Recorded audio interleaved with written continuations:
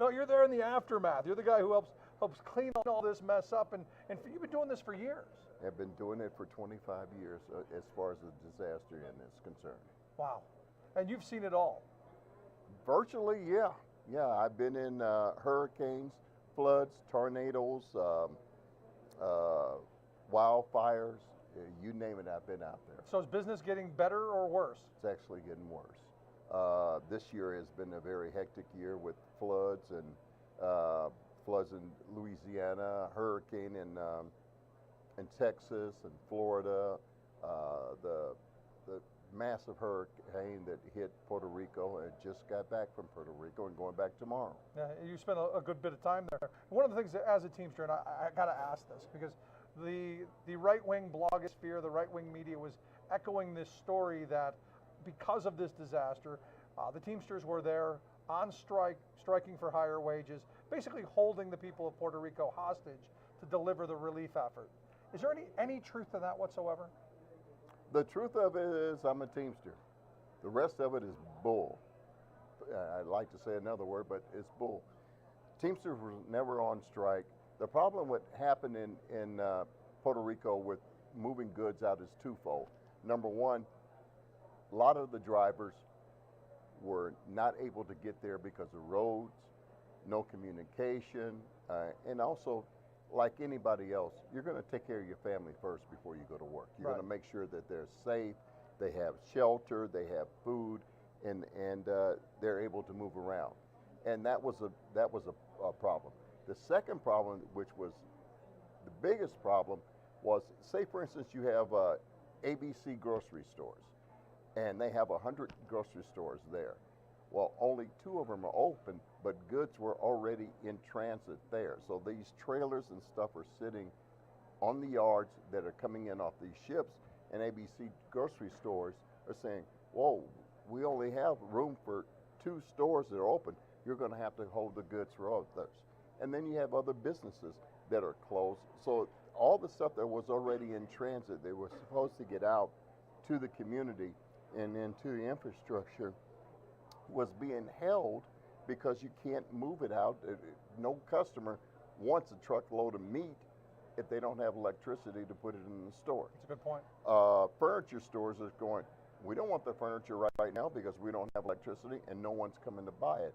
So you have tons and tons and tons of goods that are trapped on the docks, in the facilities there, and not able to move into the infrastructure. Because you even had President Trump echo that we need truck drivers. We need those truck drivers. And look, the Teamsters, along with the AFL-CIO, brought a bunch of truck drivers in. I signed up to volunteer to go as well. So there was some need, obviously, but not to the extent that I think that it was made out to be. Well, when we got there, I went down on a flight that was sponsored by the Aflcio, right, and it was 327 people that went down on this flight. Well, when we went down there, we thought that we would have to drive trucks and stuff. But guess what? The truck drivers had started to return. They were trying to get back to work, and they were out there moving the goods to the areas. Our need wasn't, the need for us to do that wasn't there. So we basically started doing the heavy lifting for the American Red Cross and going out into the areas where most people wouldn't drive through, but because you're professional truck drivers and professional haulers, you knew how to get into these areas. Yeah, I mean, and again, that's a story we don't hear. And as I understand, and correct me if I'm wrong, a lot of the union efforts, a lot of the Teamsters and the AFL-CIO unions, they were some of the first people on the ground, right? Yes, yes, and we went out into the community, and some communities hadn't seen anybody until we got there. We had a bunch of nurses from RN, which is a voluntary organization, and they went out into the areas, and they found people that hadn't received water or food in a while, and they were able to relay it back to us, and we sent the American Red Cross in trucks out there the next day. So yeah. It is so, Rick, is so massive, the response. Now, here in the United States, if we have a disaster like that, we've got Teamster truck drivers and the other companies that would flood into there. You can't flood from Miami to Puerto Rico and drive. Good point. And so Trump's right. It is an island on a big ocean. Correct. It is. I'm not quite sure he knows where it is, but even still. But but here's the thing, and this is where I keep coming back. He does know where it is. He had a golf course there. I'm with you there. All right. So, but I look at this, and from what I've seen, and look, you were on the ground, and I hope you'll explain just how bad things are there. We're talking total devastation. Well, telephone pole snapped in half. Communication lines down, power down. Let me say, how bad is it? over 40,000. A guy from the power company told me he had over 40,000 poles broken. That's a lot of poles broken, and they were able to put up 7 a day. And so 7 a day. 7. You need a day. 40,000. So is there a plan to get those other 39,993 done tomorrow? Well, electric is supposed to be back on by November 1st, according to some people. I don't know which November the 1st. They didn't say November 1st, 2017, but they said it'd be November 1st. Well, what do you say to the person like President Trump has said, they were in bad shape to begin with. The infrastructure wasn't great. This just made it worse. Still the United States of America. Americans take care of Americans first. And that's, to me, that's the message that should come out of this all the way around. I mean, maybe this is a bridge too far, but I actually don't know that our president knew that that was part of the country. And I, just from the initial response, and I struggle with that. Well, one good thing for him, most Puerto Ricans, when I left, it was 93% didn't have electricity. So you didn't have television. They didn't see it. They didn't see it. So yeah. I'm sure they would be enraged about it. But most people aren't worrying about what the president says. They just need food and water. They need food and water. Police officer told me that you can hold $1,000 in this hand and a bottle of water in this hand, and somebody would rob you for the bottle of water before the money. Desperate. Because if you had the $1,000, you couldn't buy water. So are we seeing things get better? I mean, I want to think that our efforts are making things better. Are we getting better quickly, or how long do you see this process playing out? Well, some people will tell you that they'll be up and running by November. I think the resort areas will be up and running by November because they have generators and some power in those areas. They didn't have the lines that are up in the air. Right. Theirs were underground, so they will still have power. The outer areas where people live, it's going to take years. I saw poles broken with wires wrapped around, and you have to cut them all loose because you couldn't tell which one. Imagine taking about 10 shoestrings and balling them up together. It's going to take a while to take them loose. Yeah. And that's what's happening there. Now, my hope is out of this comes an opportunity to say, these storms are getting more frequent. They're getting more powerful, more dangerous, more destructive. That maybe we start building in a way that takes that into account. That maybe we use this disaster and all of this suffering and all of this into a positive direction, so that the next one that comes and the next one that comes doesn't create this kind of damage. Well, I think that what we need to do on the union side is put together a disaster team, which basically plans for this, so when it happens, there are more people like me that know how to handle a disaster, that can get out there and work with the different agencies like the American Red Cross, Salvation Army, Catholic Charities, and many more, and work together in getting the resources out there. You got to realize in the American Red Cross and Salvation Army, it's mostly volunteers. So when you have a disaster and these volunteers come out there, they're not experts in driving trucks. Yeah, they're good-hearted people, but they're good-hearted people. We went in the floods in Cedar Rapids. They had a gigantic warehouse, and they had 20 Red Cross volunteers in there, and they were trying to move stuff around and pushing it around on the two-wheeler and stuff. And we walked in there and said, "What are you doing?" They said, "Well, we're moving this stuff off this truck." "No, you use a forklift." Nobody knew how to do it. So we, through the local up there, we brought in 7 Teamsters, and we unloaded the trucks, and we just let them sit down, and we bought them some Domino's pizzas and soda pop and told them just watch, and we unloaded them. So that's what you need to do and we have a MOU with the American Red Cross that when they need experts or people in transportation and stuff, they are immediately bring a Teamster or somebody from Aflcio, boom, they're in there, and they don't have to wait 2 or 3 days for background checks and everything. They immediately get in there and get to work. What's an MOU? Memo of understanding. Okay, so you've got this good relationship. So let me ask you kind of the last line of questioning, because you look at this devastation, and you look at the response. In your opinion, did what happened in Puerto Rico, was the government response what you would hope to see? Are we playing this? Because what I keep seeing coming back is there's all this government red tape, there's all this bad government, there's all of these obstacles that good-hearted people can't go do this work. The rules are killing us and tying our hands. It's government that's bad. And I'm curious, as someone who is on the ground, did you see that? Did you see that kind of scenario? I can't say I did, and for the simple reason, my job was specific: get in there and help the people. I didn't care about politics, politicians, or government stuff. I still did the rules and regulations, but it was about helping the people. Right. And that was my marching orders, and that's what I normally do. It was going out to help the people compared to worried about what this mayor thought or this mayor or what this governor thought or what the president thought or what this congressman. It was to get resources and get it to the people, and that Right. is what we do as union people. Yeah. Now you're going back, I understand, tomorrow, right? I'm going back tomorrow. I'm taking a flight out of here and flying back to San Juan. Good for you. The best way for me to help, the best way for our listeners, our viewers to help, volunteer, jump on a plane, go, or send money, what?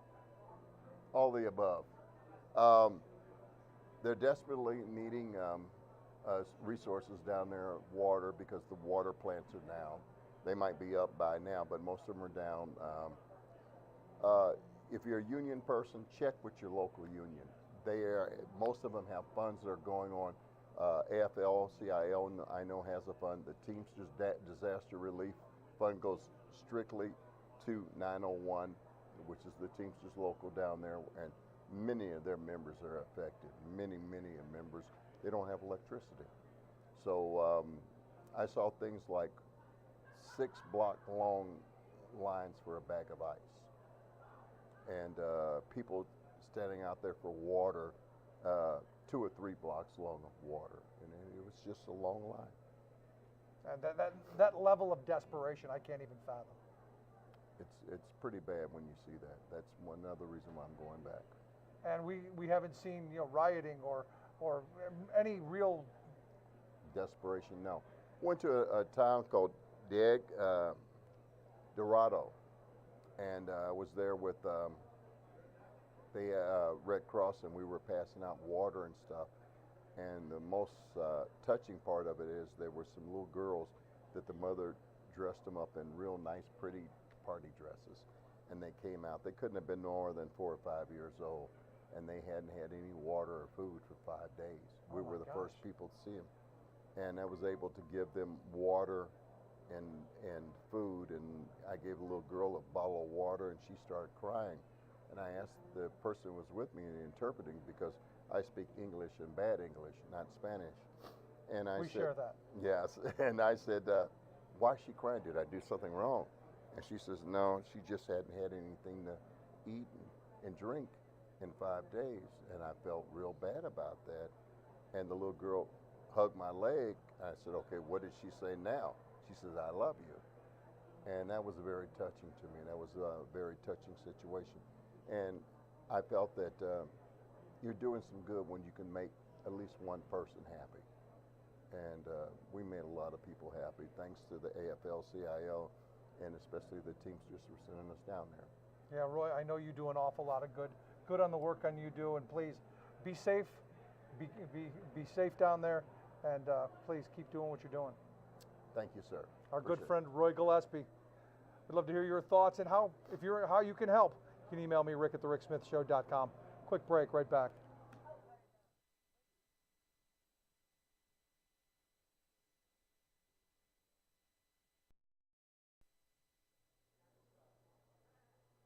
Welcome back to our coverage of the Aflcio's convention here in St. Louis.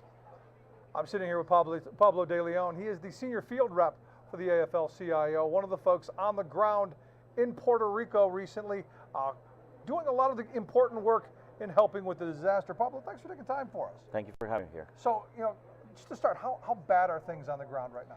Well, the reality is that, the whole island is devastated by, everything that happened. So it was not just a wind type of hurricane, it was wind and rain and compiled with, already, infrastructure that was, that needed some help and really complicated the situation there. So we talk about no power, no water, a lot of people without now, work because there's, can't go back to work because there's no electricity. So it's a really tough situation that we're living in Puerto Rico right now. Yeah, major crisis. One of the things that my wife has talked about is, she had seen this story, and we're seeing all kinds of tragic stories.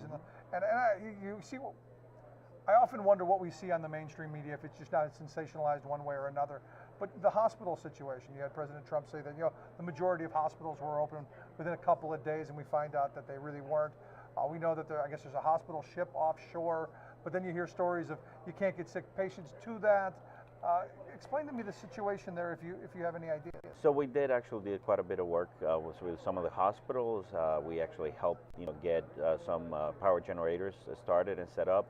We also had some incidents where the power generators fell, in some of the hospitals, and we had to get our nurses and doctors going as an emergency around 3, 4 o'clock in the morning to move some ICU patients to a different hospital that actually had a power generator in the areas that they needed. So the other thing is that we experienced the issue with the USNS ship, the Compassion, because one of our nurses got sick, and we actually had to move her into the ship here. And the reality is that they have empty beds right now. They're really not taking care of the people. They're not taking those that actually need. And the few hospitals that are operating because they have power generators are overloaded with people coming in because it's just not enough. So is that, you said there are empty beds on the ship? Yeah. Is that a red tape issue? Is that a logistic issue? Because look, you want to try and help where you can, and you want to know kind of really what's going on. So we got a lot of back and forth, and I think that has to do with the red tape. In some instances, they were saying, well, the doctor that seeing the patient has to very clearly state that they don't have the means or in order to continue to treat the patient. That's what we were hearing from the ship, and then on the other hand, we were hearing from the doctors, they have to initiate the process in order for us to release the patient. So it wasn't clear exactly whose responsibility was to take over. And the reality is, in the meantime, time is going by, and the patients are getting sick and they're getting worse. So something needs to happen in order to streamline that process. It takes some leadership. Absolutely. And I fear we lack a lot of that, especially coming from Washington. Now, you guys were right at the front end of this. I mean, even before FEMA, I think, was gathering their bags together. Labor was right there front and center. We talked to my friend Roy Gillespie, who this is what unions do. But I would argue they do it without anybody giving them any credit for it. Not that you're asking for it, but it would be nice to be recognized. Absolutely. I mean, I think that everybody, it's good for us to show the work that we're doing. I know for a fact that all the volunteers that we had there, 300 plus, 330, I think at one point, they were doing it because they wanted to help, right? But they understand also that, it's good for us to for others to know and understand, the work that is done there. But I think also more important is to understand the reality of what's happening. How much more help do they need? Because what we were able to do within those 2 weeks was sort of like a drop in the bucket in terms of, the need of the island, right? And we definitely, every single health brigade that we sent, and every single visit that we did, the folks on the island were saying, you are the first ones that actually come in here, so we didn't just limit ourselves to providing health service, but we're providing water, we're providing food, and I think even more important, we're providing education, because the reality is that there's an unlimited amount of water, bottled water, to give to everyone. So we have to teach the people in Puerto Rico how to sanitize the water that they can actually get and make it drinkable water. Right. So we had information about how to use just bleach, regular bleach, in order to disinfect the water and make it safe to drink. But also we had some training about how to get rid of and remediate mold, because that is the other issue that they were having, right? Because they have no roofs and the water and the conditions. just make it even worse. So that was one of the things that I saw right after Katrina. We had gone down and we'd seen the houses, and I don't know how it is there, but on the houses after Hurricane Katrina, they had the markings on the door where firemen had come through, and if they had found any people who had perished, or they'd found any pets or anything, they had it written right on the door. So as you drove by, you kind of saw the stats, and it was really horrible. But in the houses, the mold had just taken over, because you put water in houses in wood and anything, that's going to take over. So just that remediation process alone, it's got to be daunting. It is daunting, and the other thing is that people are so eager to cover the roofs with a tarp, but what you're doing is creating the perfect environment for mold to continue to grow, right? If you don't do it right. So we wanted to make sure that they had not just the tools on how to install their tarps, but also how to remediate the mold and take care of both things. The reality is that, different than what happened in New Orleans and Louisiana, they haven't been anybody going door to door and checking on people and making sure that there's areas that are completely disconnected, that bridges that are still down, that have been no effort whatsoever to build some sort of temporary bridge in order for those communities to be connected again. And the residents, they just basically have to figure out a way, so set up cables to be able to pass goods back and forward. But it's a lot of areas that are still disconnected from from the rest of the island and the help. What's the next step? I mean, obviously this is going to be months, probably years long process. What's the next step with your involvement? Well, I mean, we just passed a resolution here at the convention, and basically, once again, bringing the message of what the real need is, putting pressure in DC and the Capitol to ensure that they give the help that is necessary, and that this is not just a show or just a politics, because the reality is that this is a humanitarian effort and a humanitarian crisis, and you need to put the politics aside in order to look at the residents there and look at them as human beings and provide the help that is necessary. We have the resources in terms of a country. We're not applying those resources. We're not doing what it takes to do that. So that will be like phase one or phase two of the work that we're doing. Phase three will probably be looking at how we can continue to establish a structure where we can have teams come in and continue to provide help, whether with our unions that have nurses and doctors, our unions of the building trades and transportation.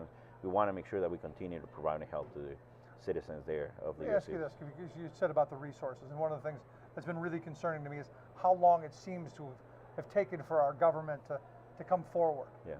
I mean, is this a situation, and this is, I think, probably an opinion thing, maybe outside of your pay grade, but it seems to me that, this being Puerto Rico, I don't know that we would have tolerated this in Texas or in Louisiana or other places.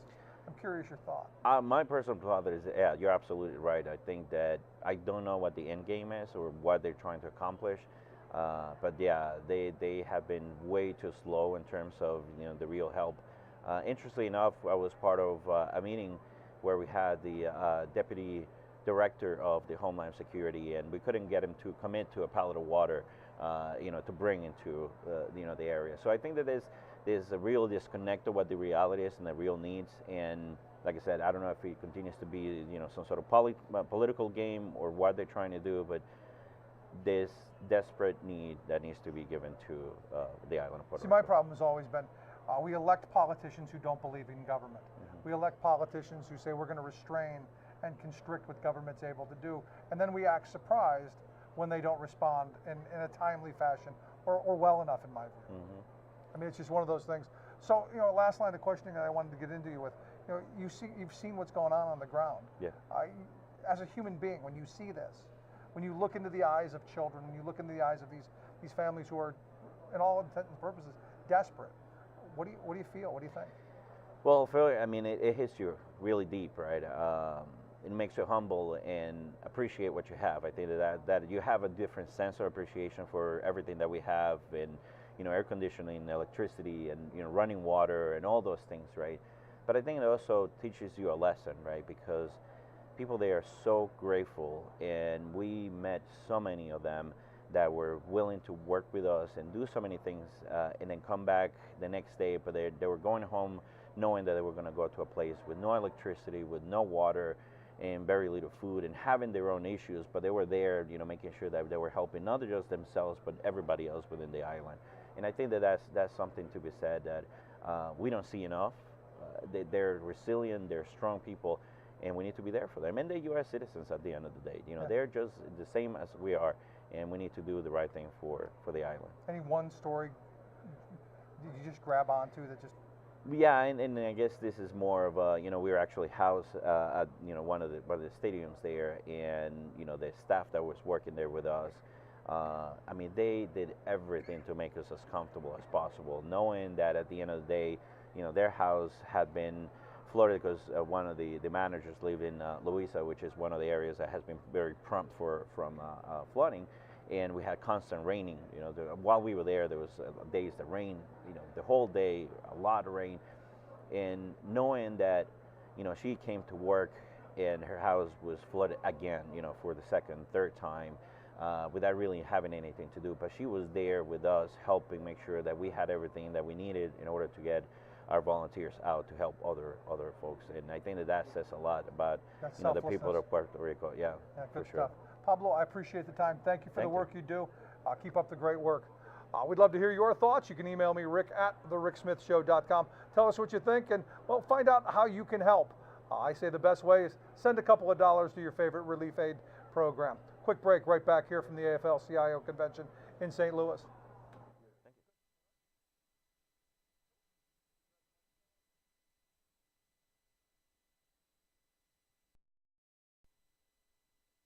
The Rick Smith Show, our coverage of the AFL-CIO's convention here in St. Louis.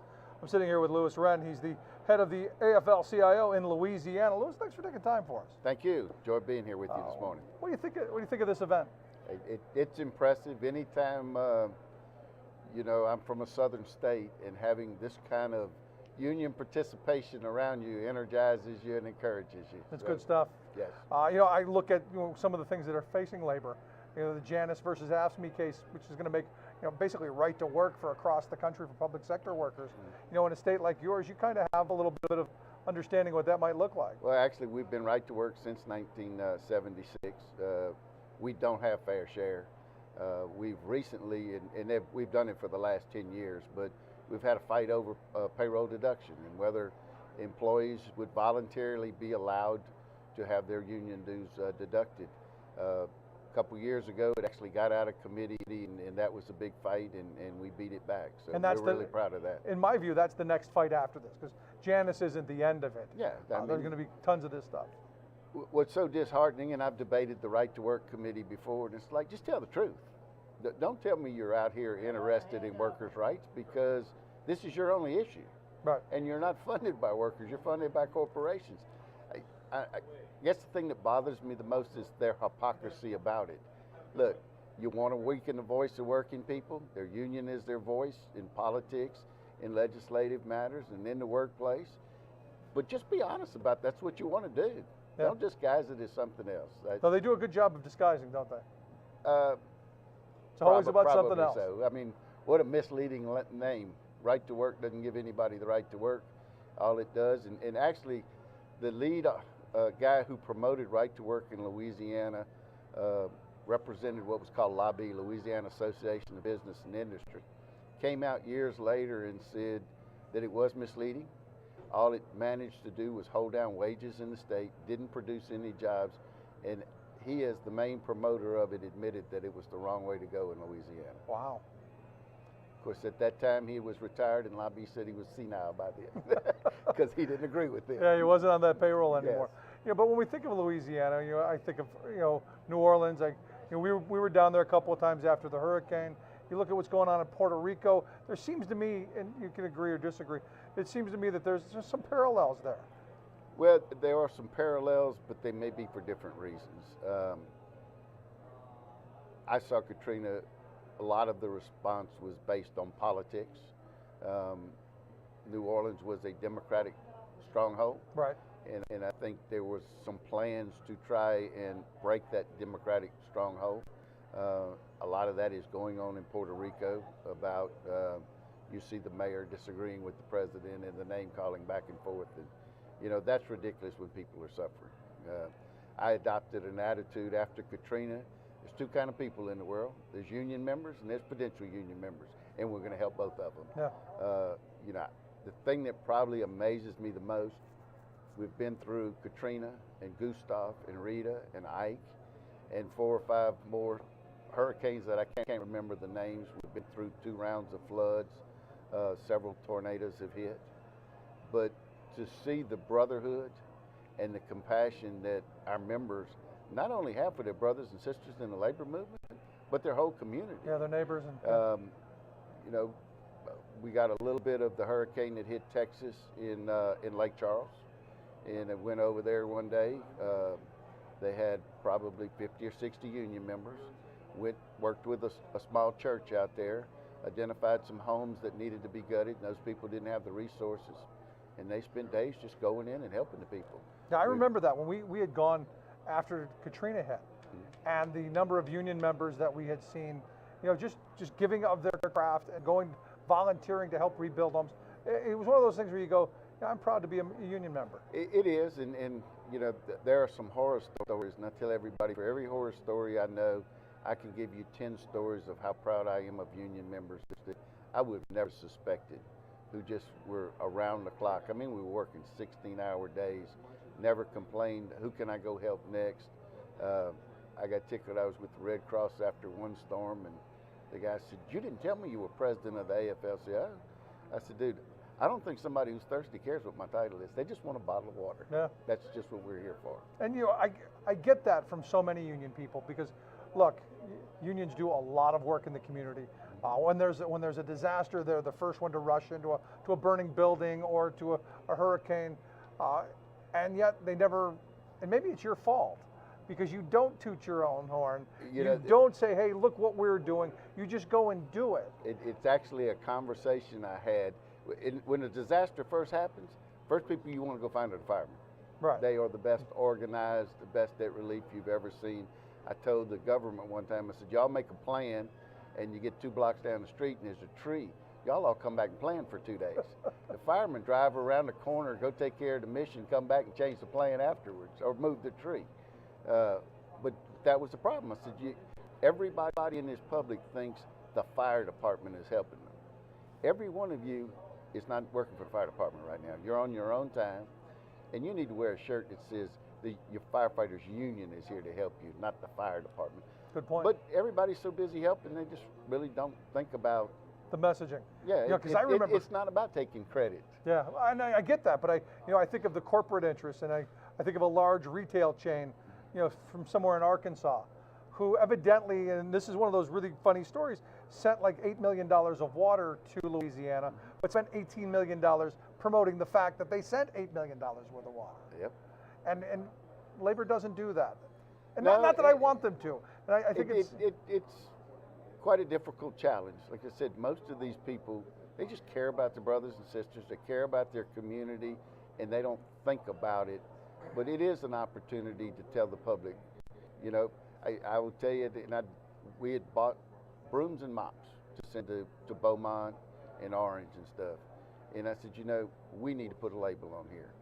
This is donated by the Louisiana Aflcio and UA Local 188. And I'm going to tell you, it bothered me to do it.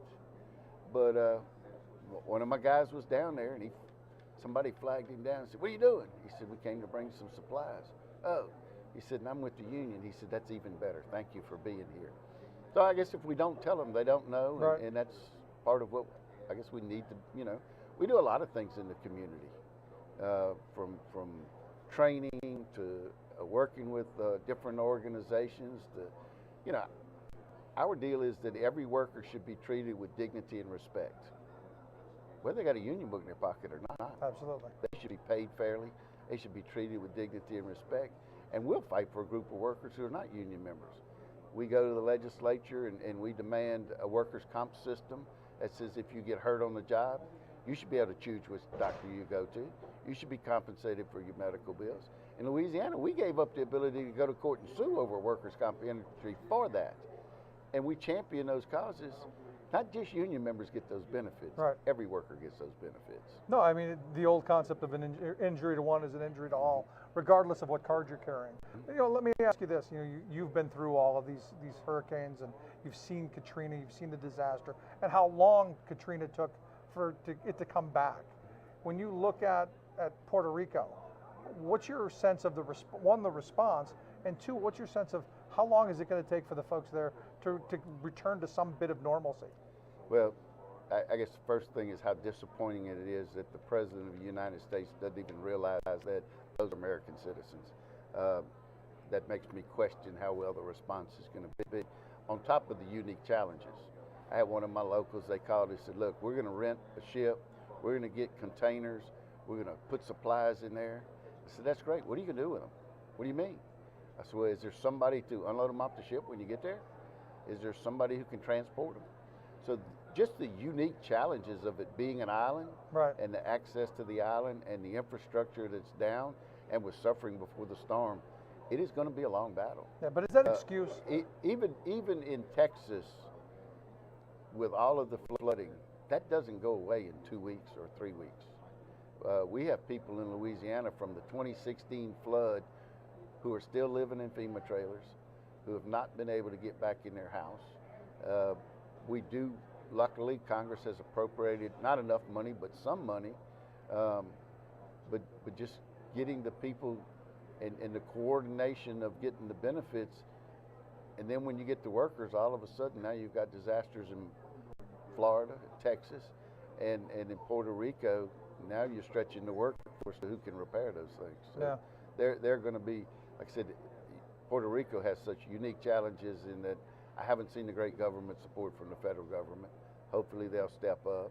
The challenge of being an island, and they're going to compete with resources with Florida and Texas. Yeah, but the president said FEMA's doing a great job. Everything's tremendous. It's wonderful. It's great. George Bush said the same thing after Katrina in New Orleans. Well, there is that. So don't be surprised. There's no surprise here. And, to me, I look at this and it seems to me that these being people of color, that there's another layer to this delay in my view. I could be wrong, but I look at this and if this were Greenwich, Connecticut, I think we'd be responding a lot faster. Well, I mean, to some degree, you can see the difference in the response to Sandy in the Northeast versus Louisiana in the South. Government concerns about where the votes are, and when you look at the Northeast and the concentration of the population, I think their response was probably faster and better than we've ever seen in the South. But in this administration, Louisiana actually voted for Trump. I'm not sure there is an administration. There is that. But you had told me an interesting story that your governor, who is a Democrat, yes, was having conversations with Donald Trump. You want to share that? Well, it was amazing. He said that the conversations with HUD, with the head of FEMA, were very productive, that they were trying very hard to be accommodated. We've had some challenges. For example, there's a government rule that if you apply for and you're eligible for a small business loan, then even if you don't take it, when the disaster relief comes in, you're not allowed to take it because of duplication of service, even though you didn't get it. Another thing, and we're hoping that we can take care of, was after Katrina, people take a loss, immediately on their taxes to get a little money to sustain themselves. When relief does come in, and it just hits them out of the blue, the IRS comes back 2 years later and says, by the way, you got reimbursed for your loss, now you owe us tax dollars back. Wow.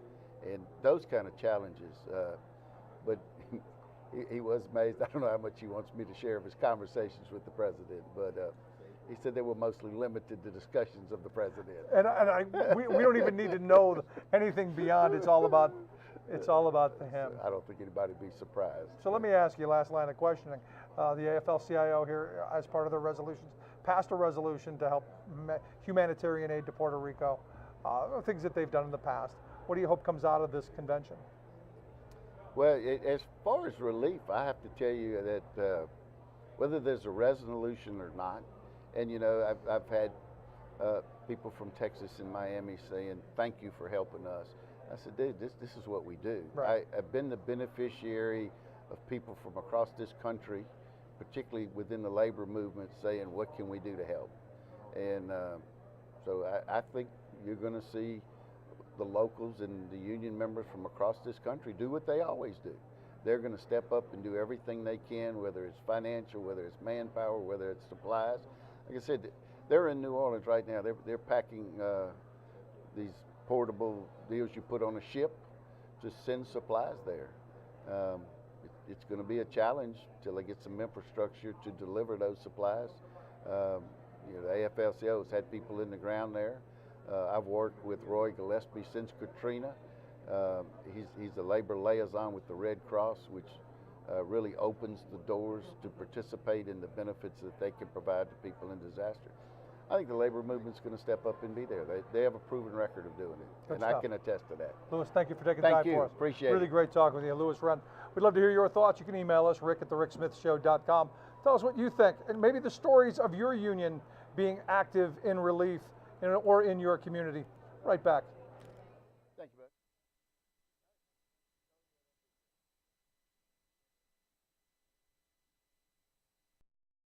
Have a hard stop at 1:30 because I know people have other things to do. Brother Dimenstein, come on in. Another. No, better late than never. Take a seat. You weren't in the room, were you, when they? Yeah, you weren't. I thought I'd hear your voice going like that.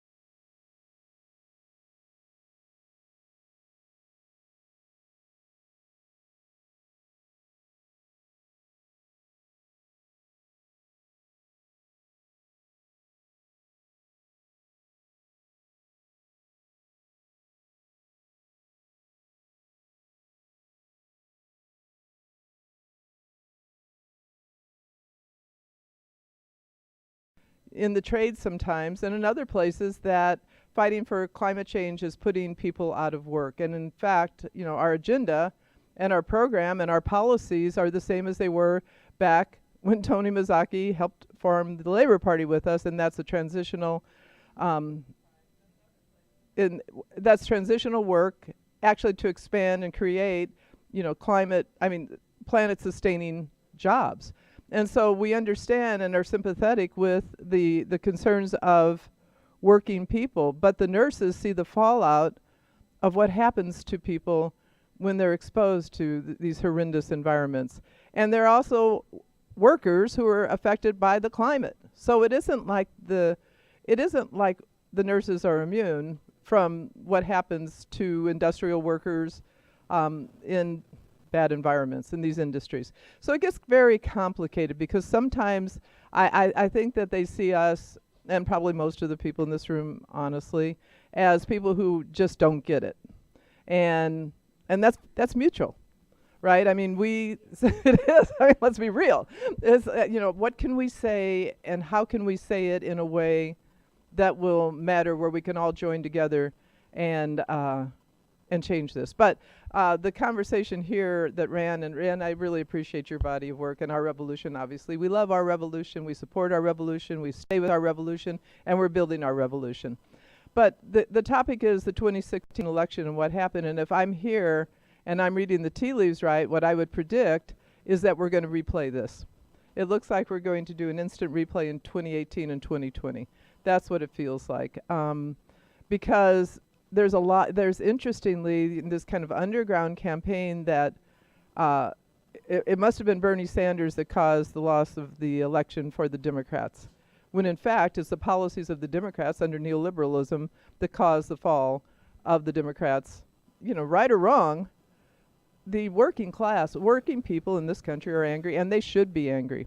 And they're looking for solutions, and unfortunately Trump inauthentically articulated those solutions. He actually borrowed from Bernie.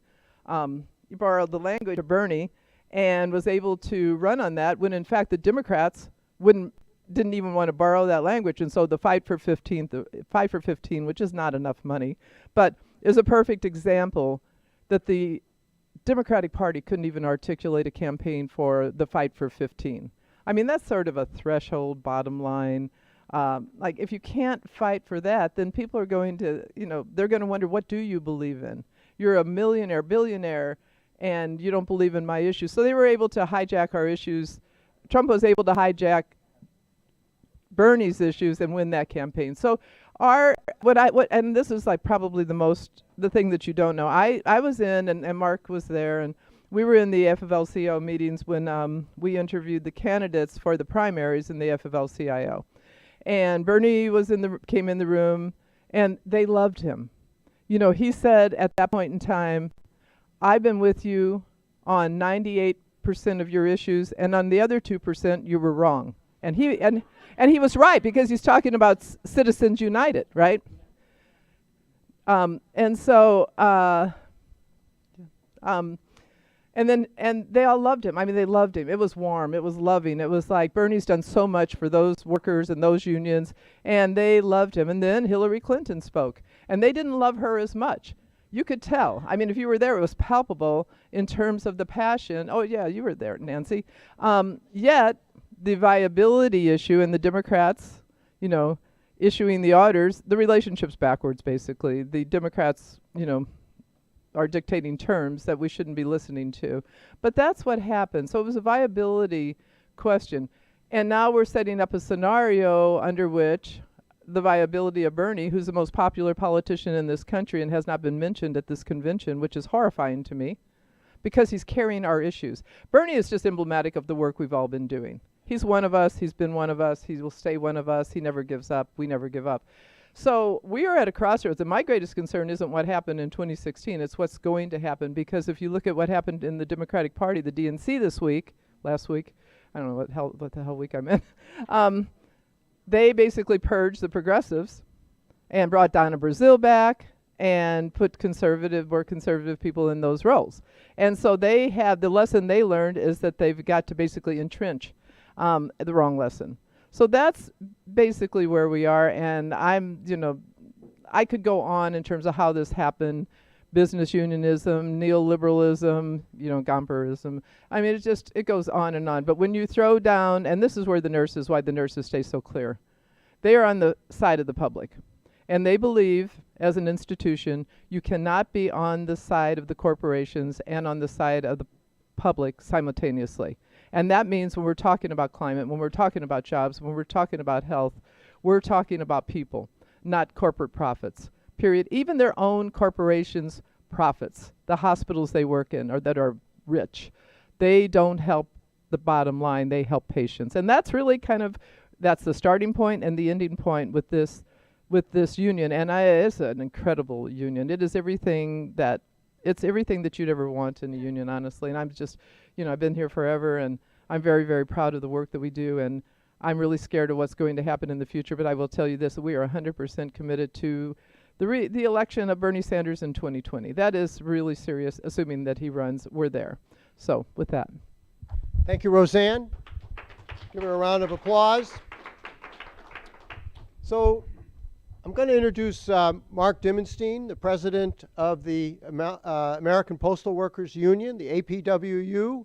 Mark has been a champion for Labor for Our Revolution and has brought a lot of resources for us and has begun to work with his local union leaders around the country to integrate them into the Our Revolution agenda.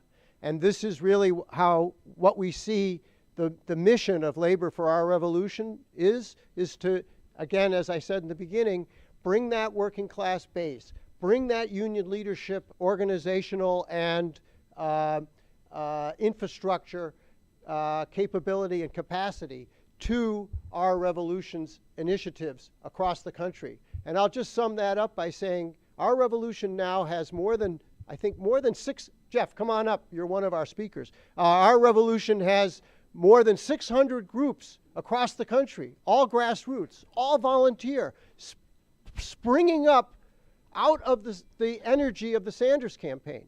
But that's got to be sustained. Our Revolution has 4 statewide organizations in Wisconsin, in Massachusetts, in Maryland, and in Texas. And I believe 3 or 4 additional states are coming online soon. So it's experiencing remarkable growth. Jeff, right here. But it's in order to sustain that growth, it's got to be grounded in the work that all of us do here and that the thousands of others like us are doing in the labor movement. So without much further introduction, I want to turn the mic over to Brother Dimenstein, a tremendous breath of fresh air in the Postal Workers Union, a breath of fresh air on the Executive Council, and a solid trade union leader that we can all be proud to know and to love. Well, sisters and brothers, I don't know about the love part, but No. Well, good afternoon, and thank you for inviting me to say a few words. I've been asked to speak on the APW's approach to political action in the Trump era. But let me start with this. Our executive board are proud that we supported the Sanders campaign. We would do it over again.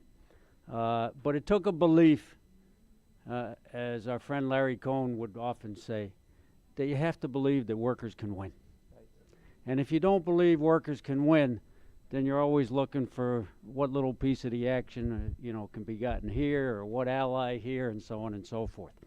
And I think that the Sanders campaign, and for us it was never about the individual, it wasn't about Bernie Sanders, it was just about the campaign and the issues. And the fact that that campaign was really uplifting the aspirations and the possibility of those aspirations for at least working people in this country. I can debate with Bernie maybe some other time my differences with him on foreign policy and so on, and I think he's been wrong on some things, but in terms of the demands and the aspirations for workers in this country, that campaign was very much right on. And I believe that if more labor leaders and unions had the confidence that workers can win, that the election would have come out differently. Now, one thing I liked about Sanders is he said electing me, and we were very proud to host a labor meet and greet. Sister Liz Powell, our secretary-treasurer, Larry Cohn, and myself. It was a labor meet and greet with Sanders, and he said in that meeting, electing me isn't going to do anything by itself. But electing me and building a movement, then we're in a better position to make some change. And that's a very important difference between the Sanders campaign and even the individual in that case and most other politicians. But I have to say the APW's approach to political action in the Trump era, I think we have to take it from flowing the accomplishments of the campaign. And somebody may help me out, but I think there were 45% of the vote, 22, 23 states that Sanders won, tens of millions of voters. So it captured the imagination of the people. Now what the heck are we going to do? So I think the approach to political action in the Trump era actually gives us new opportunity because of the enthusiasm and the motion around the issues, whether it's $15 an hour and a union, whether it's money out of politics, whether it's tuition for higher education paid for by a transition tax, whether it's a question of the environment, whether it's a question of workers' rights and defense of a public postal service, and so on and so forth. Those are the issues. So we took up even, let's see, we were in convention in 2016, right? So we took up a Beyond Bernie resolution in August of 2016. And we called it, and it passed our convention. Our convention, like your conventions, is the highest authority of our union. There were 2,000 delegates there approximately. Beyond Bernie, building a movement for economic and social justice. And we also took up a resolution that passed, exploring new directions for labor in electoral politics. And one of the things we emphasized in that resolution, and these passed with debate at our convention. They just weren't in total at the end in the last 10 minutes, and sometimes that happens. No, I mean, sometimes it does. You run out of time. And I'd love for you all to see our conventions, man. You talk about democratic debate. Anyway, one of the things we raised in that resolution was the importance of focusing on issues, referenda, ballot initiatives, and so on. So I'm not sure, though, our difference in terms of how to approach political action in this era is any different than it should have been or was in the past. I do want to quote what we consider a great friend of the APW, and maybe many of you, Jim Hightower, who in July last year said this: "The real story, however, is not about the two maverick candidates, bracket Sanders and Trump, but about the waves of ordinary people who've created and lifted their campaigns. These voters are hurting today, distressed about tomorrow, and fed up with the two-party indifference to people like us. The rebellion is on." And that's where our revolution, the labor for our revolution, comes in. And that's part of our approach to Beyond Bernie.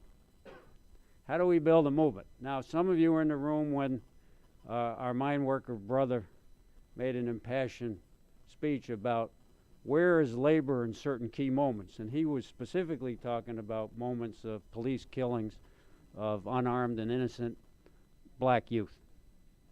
But we also have to raise those questions for a lot of things. Where was labor when Occupy burst forth? Occupy against Wall Street. Some unions were there. Most were not. Oh, I'm sure.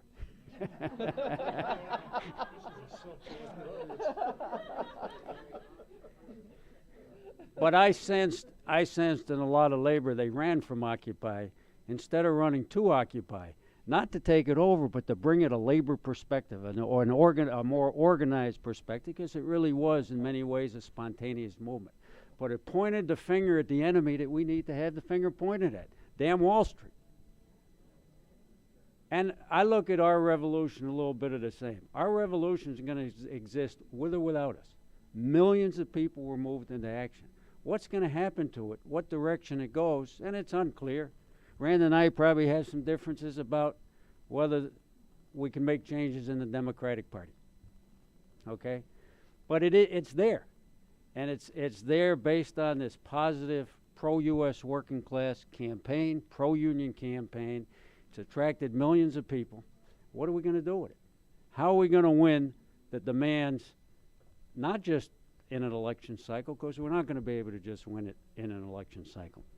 And then how our labor for our revolution fits in, because as Brother Rand said, and we do appreciate his efforts around coordinating labor for our revolution. They're voluntary. In some ways, that which makes union movement strong.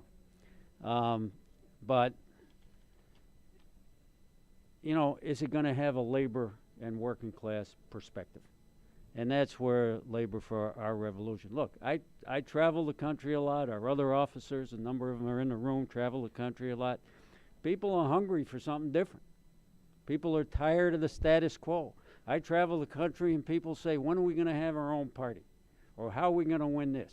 What are we going to do? And labor for our revolution is one, it's not the only one, but it's one step that we can take in the most organized way that we can make it to win these just demands. And, you know, we've been struggling, and I know I have on the council. Look, we're in a union, different than maybe some of your unions. We represent, well, it's true with all unions. We represent people through the entire political spectrum, left to right and everything in between. In our union, we believe there's probably 35% Republicans. We represent people throughout the entire country, rural, urban, large states, small states, and so on and so forth. So we believe a number of our members voted for Trump. A number of our members didn't vote at all. A lot of our members voted for Sanders. A lot of our members voted for Clinton. Now what do? And actually, Rand knows this. There's some statements that Labor for Our Revolution put out that I would not sign because they were just against Trump the individual. That's not how we function in this era, at least for us. We deal with the issues. I sit on a council and people say, the workers voted wrong. Who the hell are they to say that somebody voted wrong? Somebody voted for what they thought was right. But the postal workers who voted for Trump or Clinton didn't vote to destroy the Postal Service, didn't vote to destroy their pensions, didn't vote to have workers and unions undermined and attacked. They voted for what they thought was right in a period where there were real fears, real concerns, real pain, real hurt, and the demagogue came along because there was no other alternative or strong enough alternative that we had built. So now how are we going to learn the lessons? Screw Trump? I'm not going to win anybody saying that. And I think that's a serious problem. I was in a meeting the other day and said, let's stop talking about red states and blue states. Where'd that come from? That was a creation of the news media putting up, stuff on election day. Let's talk about the issues. And so we'll deal with what the Trump administration is doing as we tried to deal with it when the Obama administration was no friend of postal workers, believe me. And in 2008, the Democrats proved really very strongly when they had the House, a filibuster-proof Senate, and the White House that they're no friends of working people because the minimum wage is still $7.25 an hour. Okay? But it's not going to do any good to just rail against the individual that people believe in. We're going to have to learn through our own experience. And the way we learn through our own experience is we deal with the issues. And when we deal with the issues, I'm confident that workers will draw the right conclusion. Just like all these young people were out campaigning and voting for a grumpy 74-year-old white old guy. Because it was the issues. And it didn't matter who the messenger was if it was real. And so, don't quote me on that grumpy stuff. I don't want to. Turn off that TV. I think he's heard it before.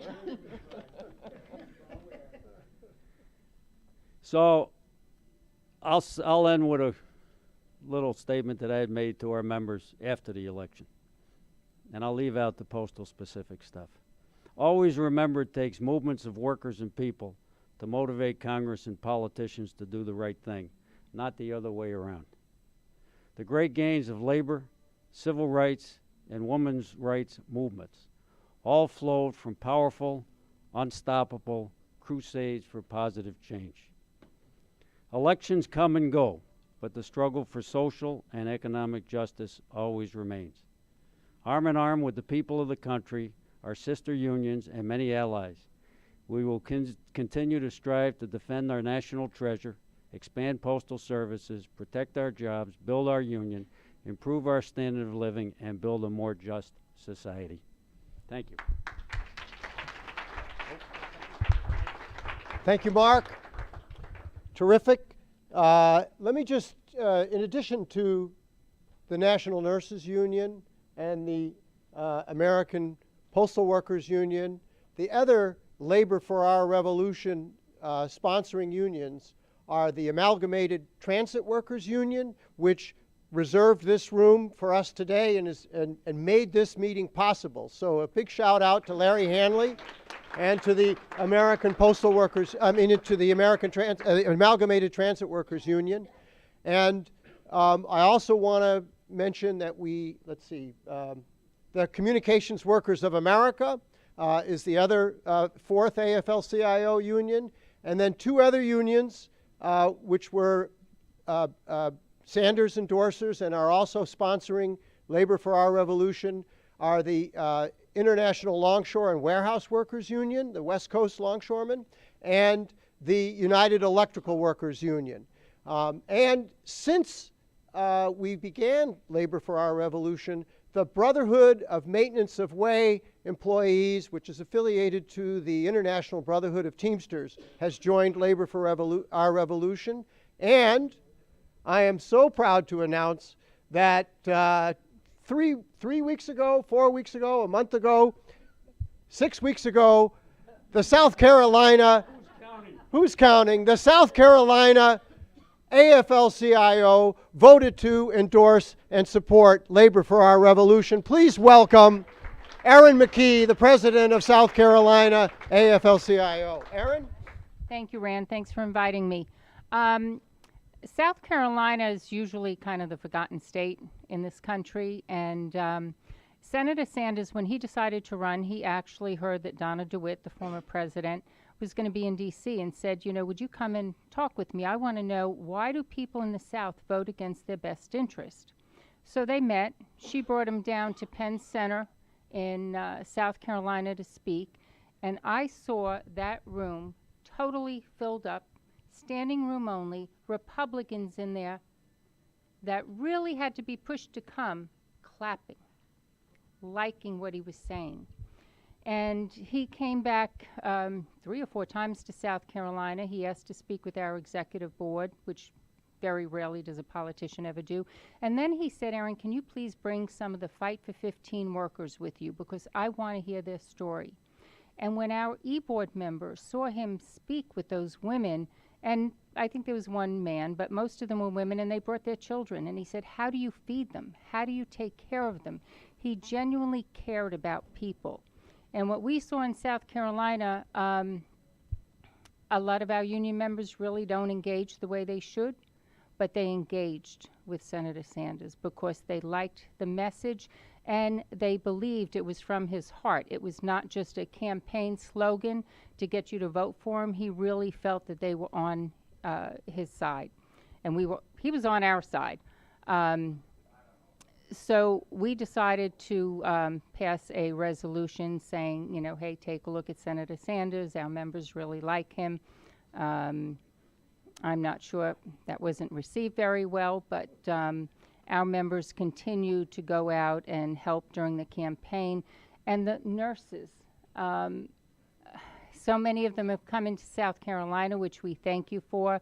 They sent the big red Bernie buses down. All over South Carolina and some of the cities and some of the rural counties. And one of the nurses from Chicago, she was out walking with us one day, Martise, and she said, I haven't seen this kind of poverty in so long. And it was in North Charleston, which is right outside of Charleston, part of Charleston County. And it was an eye-opener because I'll be honest with you, I pass by the main roads all the time and have never walked down those side streets to see how people live. but the nurses really did a good job, and we appreciate them coming down. But Senator Sanders, again, he speaks our issues. He speaks from the heart. He motivates people, and we have to give our members, as Mark Dimenstein said, the feeling that we can win. And I think that's what Senator Sanders gave us, the feeling that we can change the way this world and this country is going, the direction. He gave us hope, and I hope that he will run again in 2020, and we can replay this with a different outcome. But I really appreciate it. And I want to ask a question. Is there anybody from the South? And you're probably saying, you don't sound like you're from the South. I'm not. Anybody from the South in this room? Well, we know Donna is. So the South needs some help with their unions, with being active. I hope that some of the other unions, and of course President Dimenstein sent down some of his staff to help with us. But anytime there's an election, if some of the other unions could help and send down some reinforcements to help with their membership, we'd really appreciate it. Thank you. Thank you, Aaron. How are we doing so far? People liking this? Is it a little bit of a contrast with what you've been fed for the last couple of days? I can't hear you. All right. What? I said, don't sugarcoat it.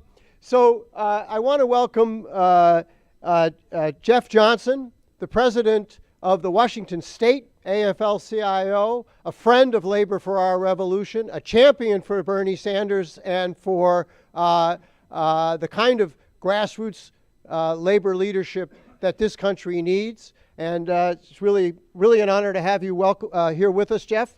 Take it away. Thank you, Rand, thank you, sisters and brothers. It's really my honor to be here with you. Thank you. So look, Bernie's campaign didn't so much change the way we do politics in Washington State as it validated some of the work that we'd been doing, and he certainly brought huge enthusiasm to our state because our folks they recognize that this is no time for small changes. We got to think big. We got to be aggressive. We got to be smart and strategic. And Bernie was and is. But the reason why I say it didn't change our politics so much is going back to 2009. We had a Democratic governor then that called the state patrol on the state Fed because she released an internal labor memo that I wrote. And I want to quote to you from that memo. Not one more fucking dime to the Democrats until they start delivering for labor.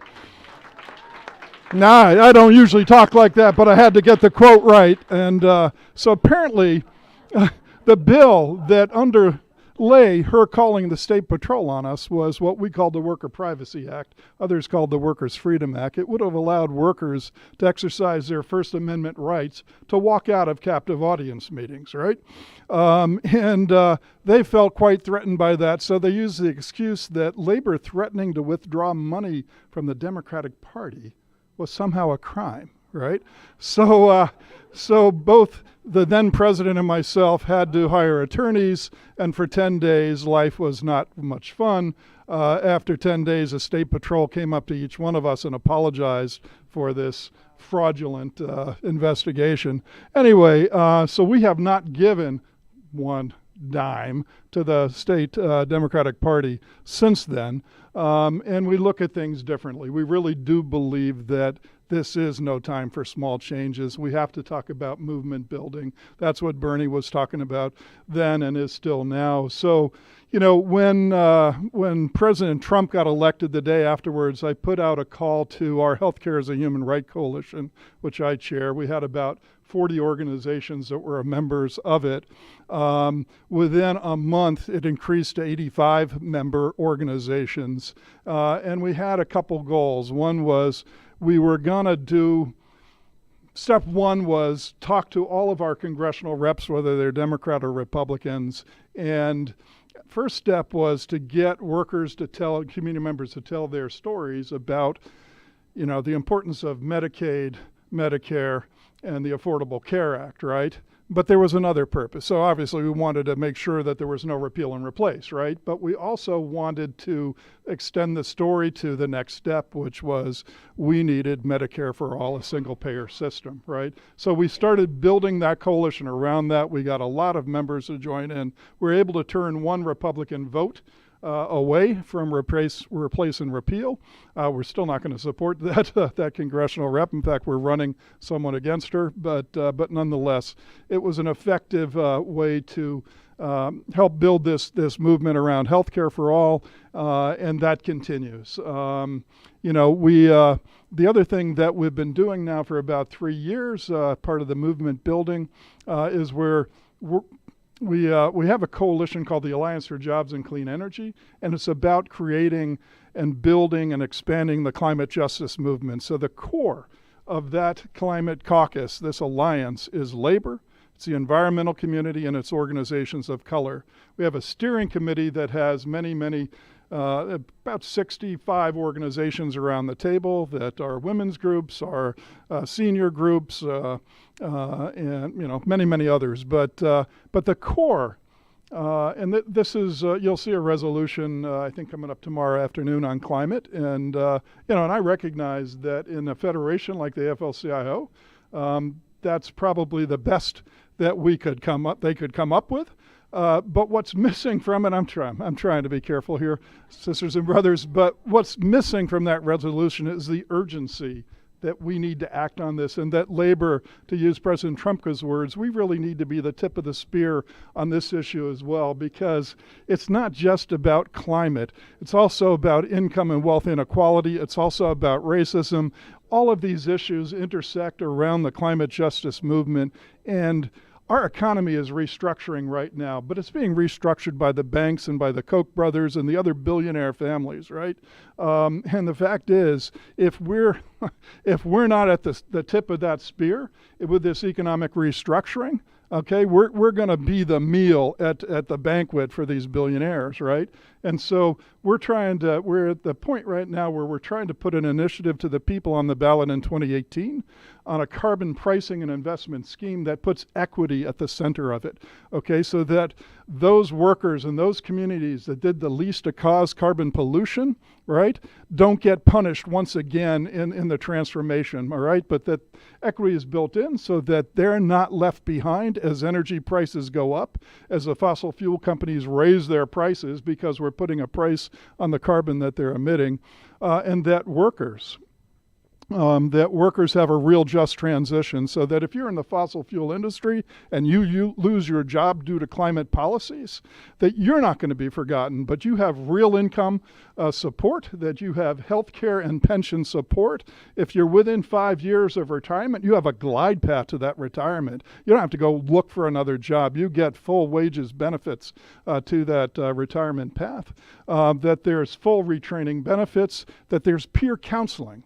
Because the truth is, most workers, when they're dislocated, about 10% of them take advantage of benefits. The rest, they flounder. They're nervous, they're scared, they don't know what to do. And if you have someone from their industry that's been through it and can walk them through both the benefits but also connect with them emotionally, it makes a big difference. So we built that in, and we built in relocation expenses.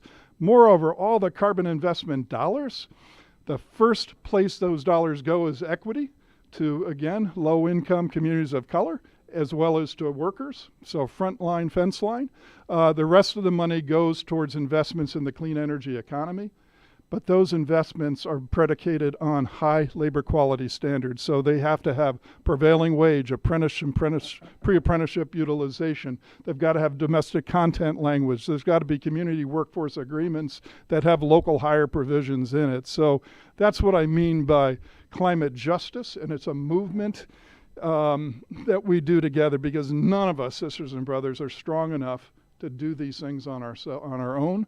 And so there's a real urgency to this. We don't have a lot of time, but there's a lot of momentum. And I should say this, just going back to Bernie, the reason why he really built here's evidence of the enthusiasm in our state for him, and the fact that he's talking big ideas. At our Democratic caucuses in 2016, 2/3 of the delegates throughout the whole state, regardless of whether it was east or west in the state, were Bernie delegates. I mean, it really, he blew the doors down. Thank you, Jeff. So, Labor for Our Revolution. There's two ways you can build this organization when you go back to your union and back to your community.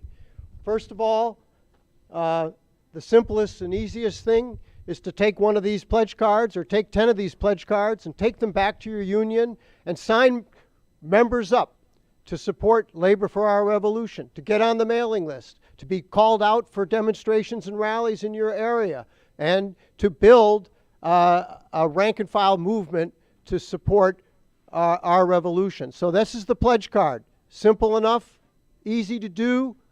You've done them for other organizations before. There's nothing to it, but it's the cornerstone of how we build our revolution and labor for our revolution. If you're a union leader, executive board member, active in your local, here's a resolution that you can take back to your union to support formally Labor for Our Revolution. And copies of this resolution are on the front table. Please take them back. And they're also available on our website, www.labor4, the digit 4, rrev.org. Now, we have a fifth speaker who I am thrilled to introduce, my state Fed president, a longtime railroad worker, an elected state senator from the Commonwealth of Massachusetts, currently the president of the Massachusetts AFL-CIO, and a champion for the kind of politics that we've been talking about here today in my home state of Massachusetts. And it's a great honor to have President Steve Tolman from the Mass AFL-CIO here. I want to say one thing about Steve. When we were trying to make some changes, was it last year at the Massachusetts Democratic Party? Yes. Yeah. So we elected a lot of Bernie people to be delegates to our state Massachusetts convention. I was elected as a delegate to go there, and we drafted a lot of language and proposals and changes, and we needed resources to host a breakfast for our delegation that was going to be attending the Democratic convention. Steve Tolman stepped up and helped finance that breakfast and spoke at our breakfast to rally the Bernie delegates and our revolution delegates to the Massachusetts convention. He's a leader of working people, a great friend of mine, Steve Tolman. Thanks, Rand. Thank you. Thank you. I'd be remiss. Bobby Bauer he does everything with the AFL-CIO and Greater Boston Labor Council, including the rapid response stuff. Thank you. Bob told me I should probably mention that I was sitting at my desk early in the campaign with Bernie, and the Democratic primary was kind of blistering up, you might say, a little bit, and Political called me, and I take all calls generally right at the desk, and so they said Political's on the phone, and they said, well, President of the AFL-CIO, yes, well, what are you going to do in the presidential election? And of course, from the national, it's a top-down. The national makes the decisions for the national office.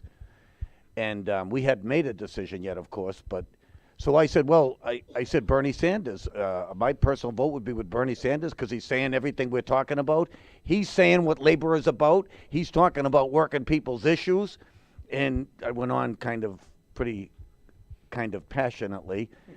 And then she said, and what about Hillary? And I said, who? She quoted it that way. Which, you know what?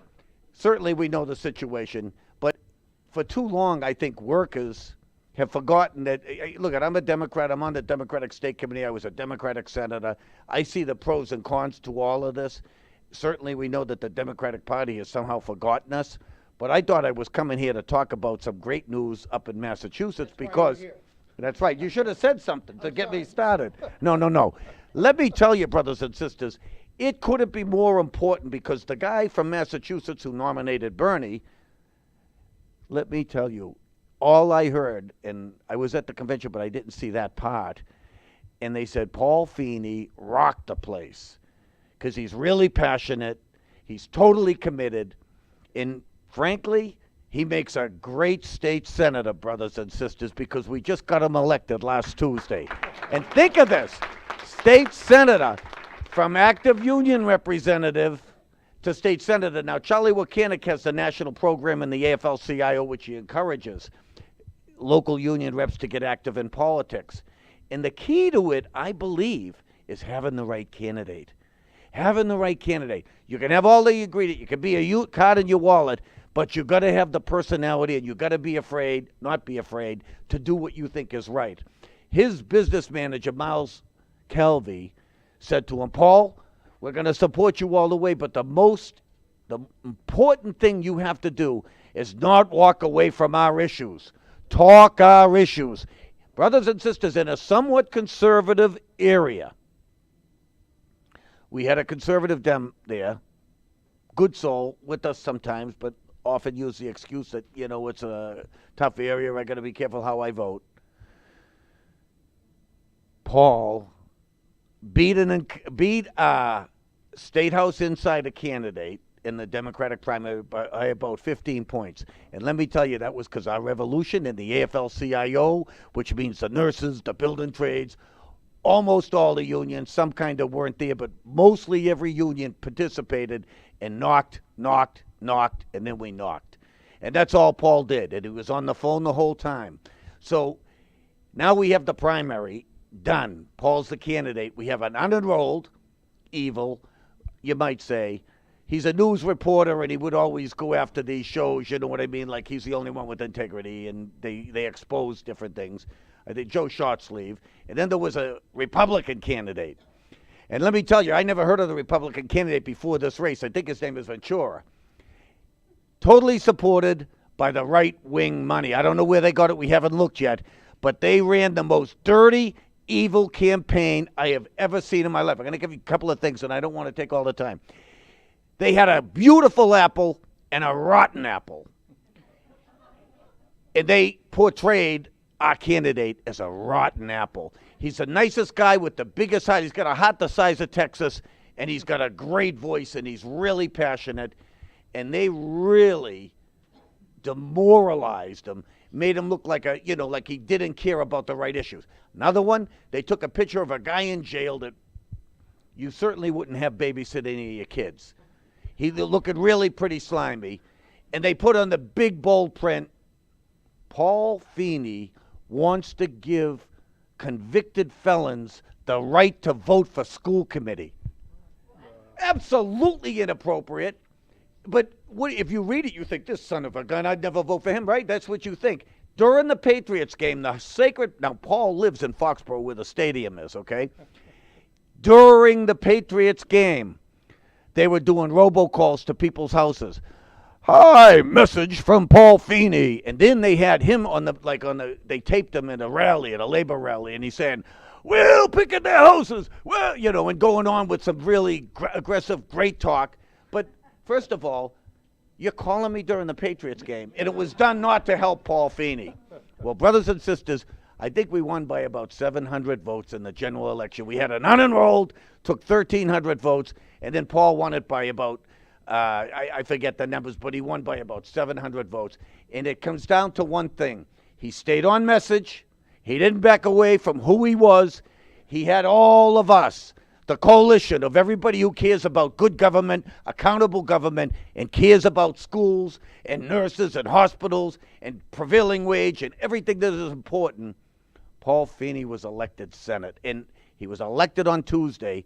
On Wednesday, the Senate president invited him into the Democratic caucus. And that is a victory for working people in Massachusetts because we all stayed together. Thank you, Rand. Thank you, Steve. Just a word about Brother Feeney, shop steward from IBEW Local 2222, the fighting and striking telephone workers of Boston, goes on to be the legislative director for the local, goes on to become Bernie's campaign manager in Massachusetts, in Rhode Island, and in Connecticut during the campaign, returns to the tools, back into the shop, as a member of IBEW 2222, working for Verizon, and then when the vacancy opens up, a special election, jumps in to run and take that opportunity with the support of Our Revolution in Massachusetts and Our Revolution National, and with the support of the Massachusetts AFL-CIO and every single labor union. A tremendous victory.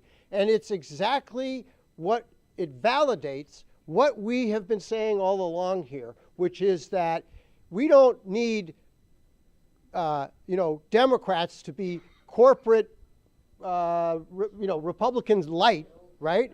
We don't need, the Republicans going to win every time with that. What we need are genuinely progressive people that are prepared to articulate the kind of message that is what you heard here today from these union leaders and the kind of message that we heard from Senator Sanders. That's the winning ticket. The winning ticket in the Democratic Party, and if you're not in the Democratic Party, that could be the winning ticket for your independent party. But if we don't start running on our values and with our issues and not hide from them, we're never going to win. And we'll never get to the kind of society that we want. And so I want to thank our panel, and I want to thank everybody here for coming. We have a few, no, we don't have any more time, so we will wrap up. Let's give a round of applause for everybody.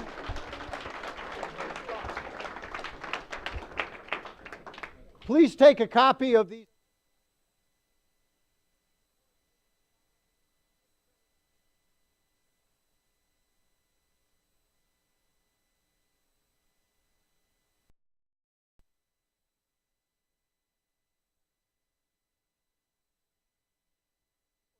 Smith Show here at the AFL-CIO convention in St. Louis. I'm sitting here with Ed Whitkin, former president of the Transportation Trades Department of the AFL-CIO, now out into the world by himself, and just gave probably one of the best talks on automation that I have heard. For a long time, we've been talking about the doom and gloom, the job loss. Half of all the jobs in 20 years they predict will be gone. What does that mean for us workers? Here to answer some of that, I've asked Ed Whitkin to come sit with us. Ed, thanks for taking time for us. Not at all. So, we see these studies, we see these reports. Half of all the jobs being done today are going to be gone in 20 years. Well, it depends what study you believe, but some say as many as half. There's other studies that show 10, 15%. What we do know is at least 4 million drivers' jobs are at risk. And that my profession's done. There's a lot of multiplier effects that haven't really been studied. So if you think about it, not only are driver jobs at risk, but the way the new transportation systems are coming online, they also need a lot less mechanical support. So sort of the old idea that you have all these garages with a bunch of mechanics, I think that's also not disappearing, but I think the type of support that those systems will need will be very different. If you look at some of the prototype videos of the stuff coming in 5, 10 years, what I always find startling about it is that a lot of it is humanless. You just don't see a lot of people. Yeah, you said something that really caught my attention, in that the economy's growing. It's just growing without us, without labor, without workers. And the question is in the future, as to maybe not be so afraid of automation, how do we share in that growth? How do we share in that wealth that will be created? Well, that's a great question, Rick, because I think what we have to do is stop just agonizing about change.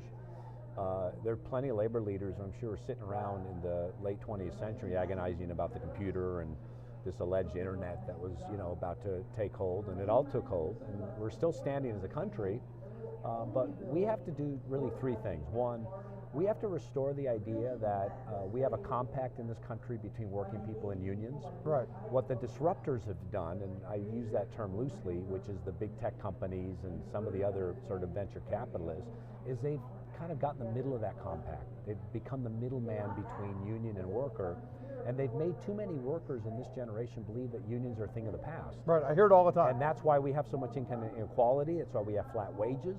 It's why people are making today in some professions what they were making 10, 15 years ago. That's the reason, because unions have declined. Yeah, I would argue in my profession 30 years ago.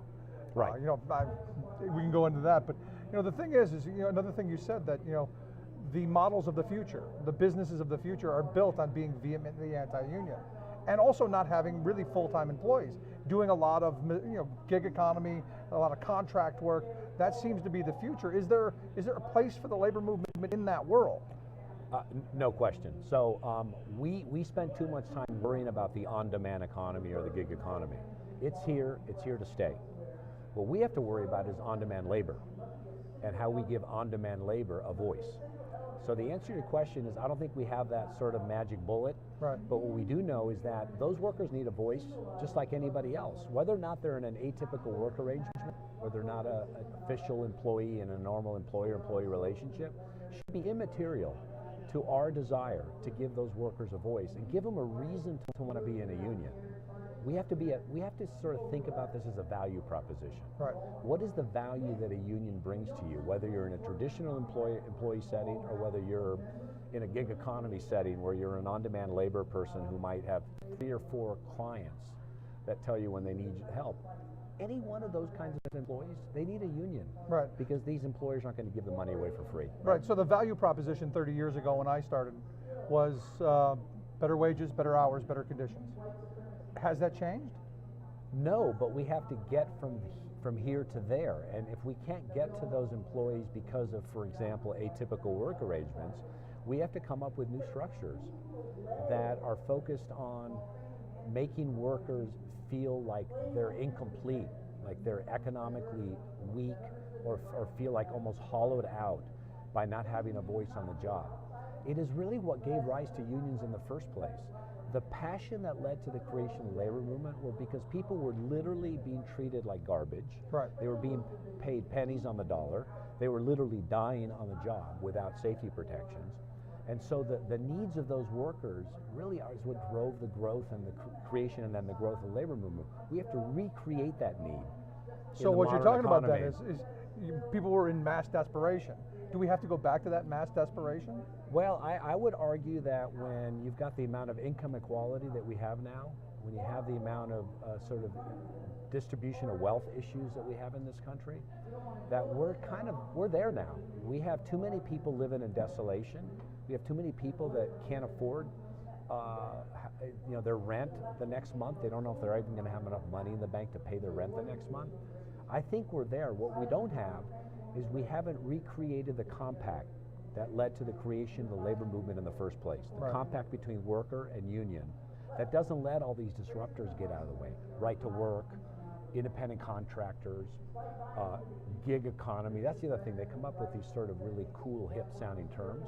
And I always tell people, they may be cool and hip-sounding terms, but there's nothing cool or hip about having a lousy wage with no benefits. Yeah, there's nothing good about poverty. Now, you had said something that during your talk that said the U.S. is third worst. We're the third from the bottom. Mm-hmm. However you're going to put that in labor laws, labor protections. Explain sort that. of labor market policy. If you think about sort of the world policy regime, there's countries that pride themselves in having really strong job matching like France. Programs, upskilling jobs, laddering people up to the next job, giving people a softer landing by telling them that yes, it looks like this technology may be a disruptor that takes your job, but we're going to work with you to replace you. We rank third to last in the world in those kinds of policies. And so that means if you're a worker in Sweden or a worker in Germany, you stand a much better chance of landing on your feet than you do here in America, which is sort of a hard thing to believe, the so-called beacon of hope. It's not quite the beacon of hope it used to be. This is you're on your own economy. You're an individual, pull yourself up by the bootstraps place. When we kick you off the wagon, pull yourself back up. It is, except I heard, if you listen to the talk that Bill Spriggs likes to give, he's the chief economist for the Aflcio, who's probably been on your show before and should be on it again. He tells a great story about the concentration of wealth in the world. And so what's really happened, in sort of basic English, is a handful of very powerful interests have divvied up just about all the money. Yep. And the only equalizer left in the country, in the world, in my opinion, are strong independent unions. That I don't want to sound like it's about redistribution of wealth. That's not what I'm talking about. It's about giving workers a chance to share in the bounty that they create with their own productivity and their work. See, I'm not afraid of unions used to be around. Certainly, I'm not afraid of the redistribution of wealth because it's been redistributed away from us. Good point.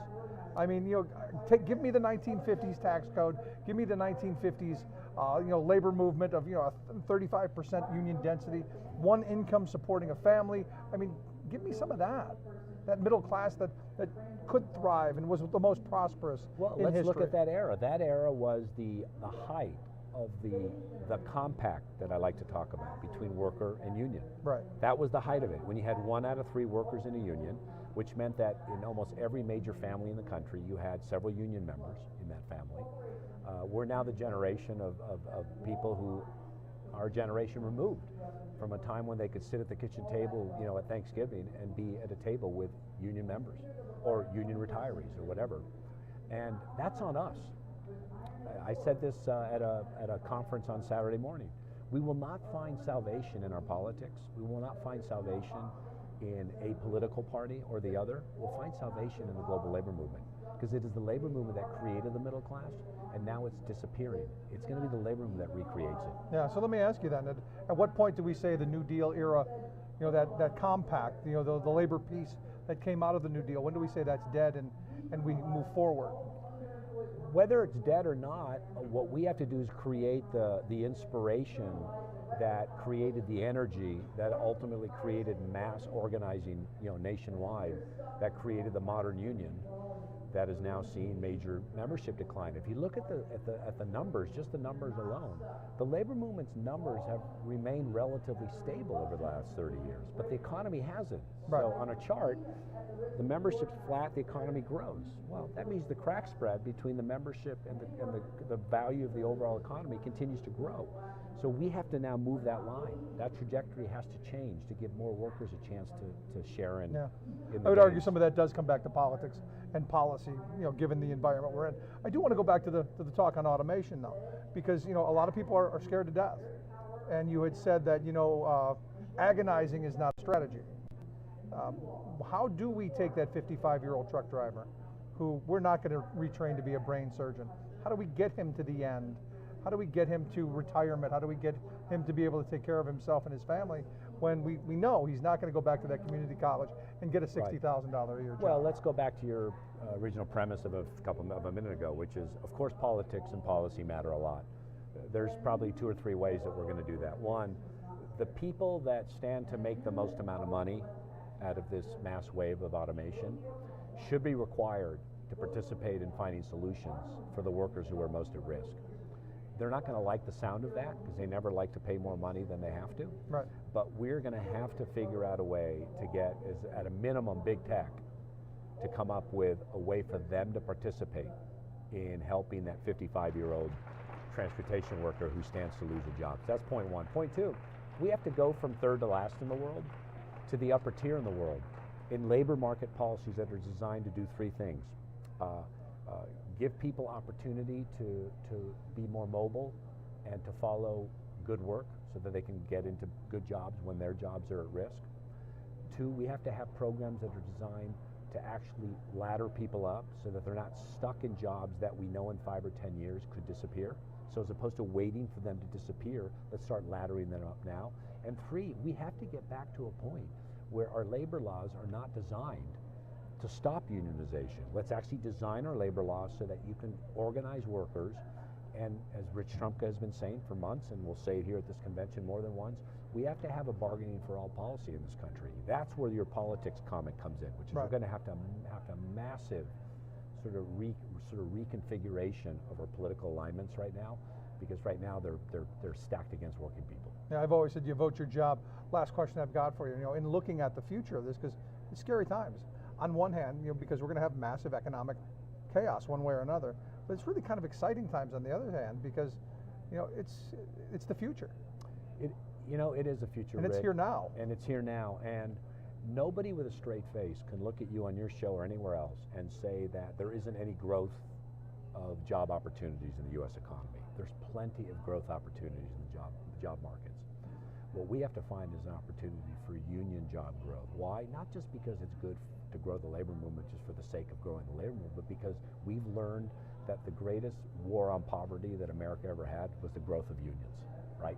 And so if you want to eradicate poverty or at least eliminate a lot of it, if you want to make our wages grow with the economy, if you want to stop the growth of these massive organic companies that are growing up completely non-union, we're going to have a fix, and that's where our politics come in. We have to fix our labor laws and make them about helping workers, not making it harder on workers. Good stuff. Ed, I appreciate the time. Pleasure. Thanks so much. Great Thank talking you. with you. We'd love to hear your thoughts. You can email me, rick@thericksmithshow.com. Are you afraid of the future that's coming? The potential of losing half of all jobs? You can email me, rick@thericksmithshow.com. Love to hear your thoughts. Right back.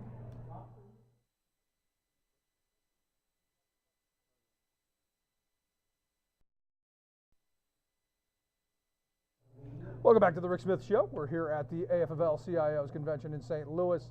And as I spend time thinking about the future of where the labor movement's going to go, especially once the Janus case is decided, we keep hearing this value proposition. And I go back to services that union members get through varying organizations. And one of them, I was a member for a very long time, held a Union Plus credit card in my wallet for a very long time, and I'm a big supporter of the idea of union members getting services specifically for union members. That's why I've asked Mitch Stevens to come talk with us. He's the president of Union Plus. Mitch, thanks for taking time for us. Thank you, Rick. Nice to be here. I like the idea of benefits for union members. Sure. And as a reason to become a member. Right. And that's kind of what you guys do. Yeah, we try to provide valuable consumer benefits, products and services for union members and their families. So we've got a great range of products from credit cards, insurance products, a great entertainment app which provides discounts on movie tickets, all for union members. So basically you cover the gamut, flowers, the whole 9 yards. We do, yeah. Car rental, flowers, travel, we've got it all. So I come back to this idea that union members get benefits for membership and this being part of it. Mm-hmm. Do you have an idea of the people that we use to service union members being union members? Is that a priority? That is a priority, what we look for, and certainly our AT&T wireless discounts program has AT&T has a fully nationally unionized staff in their wireless program. We actually launched, this is super exciting, brand new mortgage company, which is union owned, and we'll have unionized loan officers. So many of the affiliates in the AFL-CIO are the investors in the mortgage company, and we're operating in 15 states now. So a union member can go to the Union Plus mortgage company. They take all the fear out of getting a mortgage, and they help the union member go through that process to get a mortgage. Now, since you brought up some banking, still a very sore spot in banking for me after the collapse. When you look at the profits that come out of this banking, where does it go? Well, so in the Union Plus mortgage company, they cruise to us, so it stays in the labor movement. So that's the great thing. So the story is Union Plus benefits help members, but they also help the movement by contributing some revenues back to the labor movement. And in the case of the mortgage company, they're the investors, and they'll have the profits. So that's just a great, virtuous circle for the benefits. Yeah. So not only is your dollar getting you a service, a good, something that you need, it's also perpetuating, helping other union members. Absolutely. And the other thing that's really cool about the benefits is for mortgage and credit card, we've got some built-in hardship benefits. So if you run into a job loss or strike or disability situation, you've got one of our products, we have grants that can help you in that time of need. So the products have the members back too, and unions got their back on the job, the products have their back off the job, and it's a really good combination. No, I've talked about that quite often because, look, you in this day and age, you never know when there's going to be a lockout.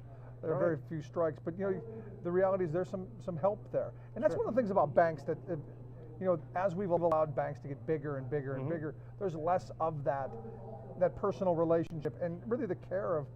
Have you run into hard times? Right. So again, I'll come back to the mortgage company because we're excited about that. The member can call in, deal with the union member, and really have some understanding of their situation when they apply for that mortgage. Yeah, again, that mortgage thing. What if someone were having problems?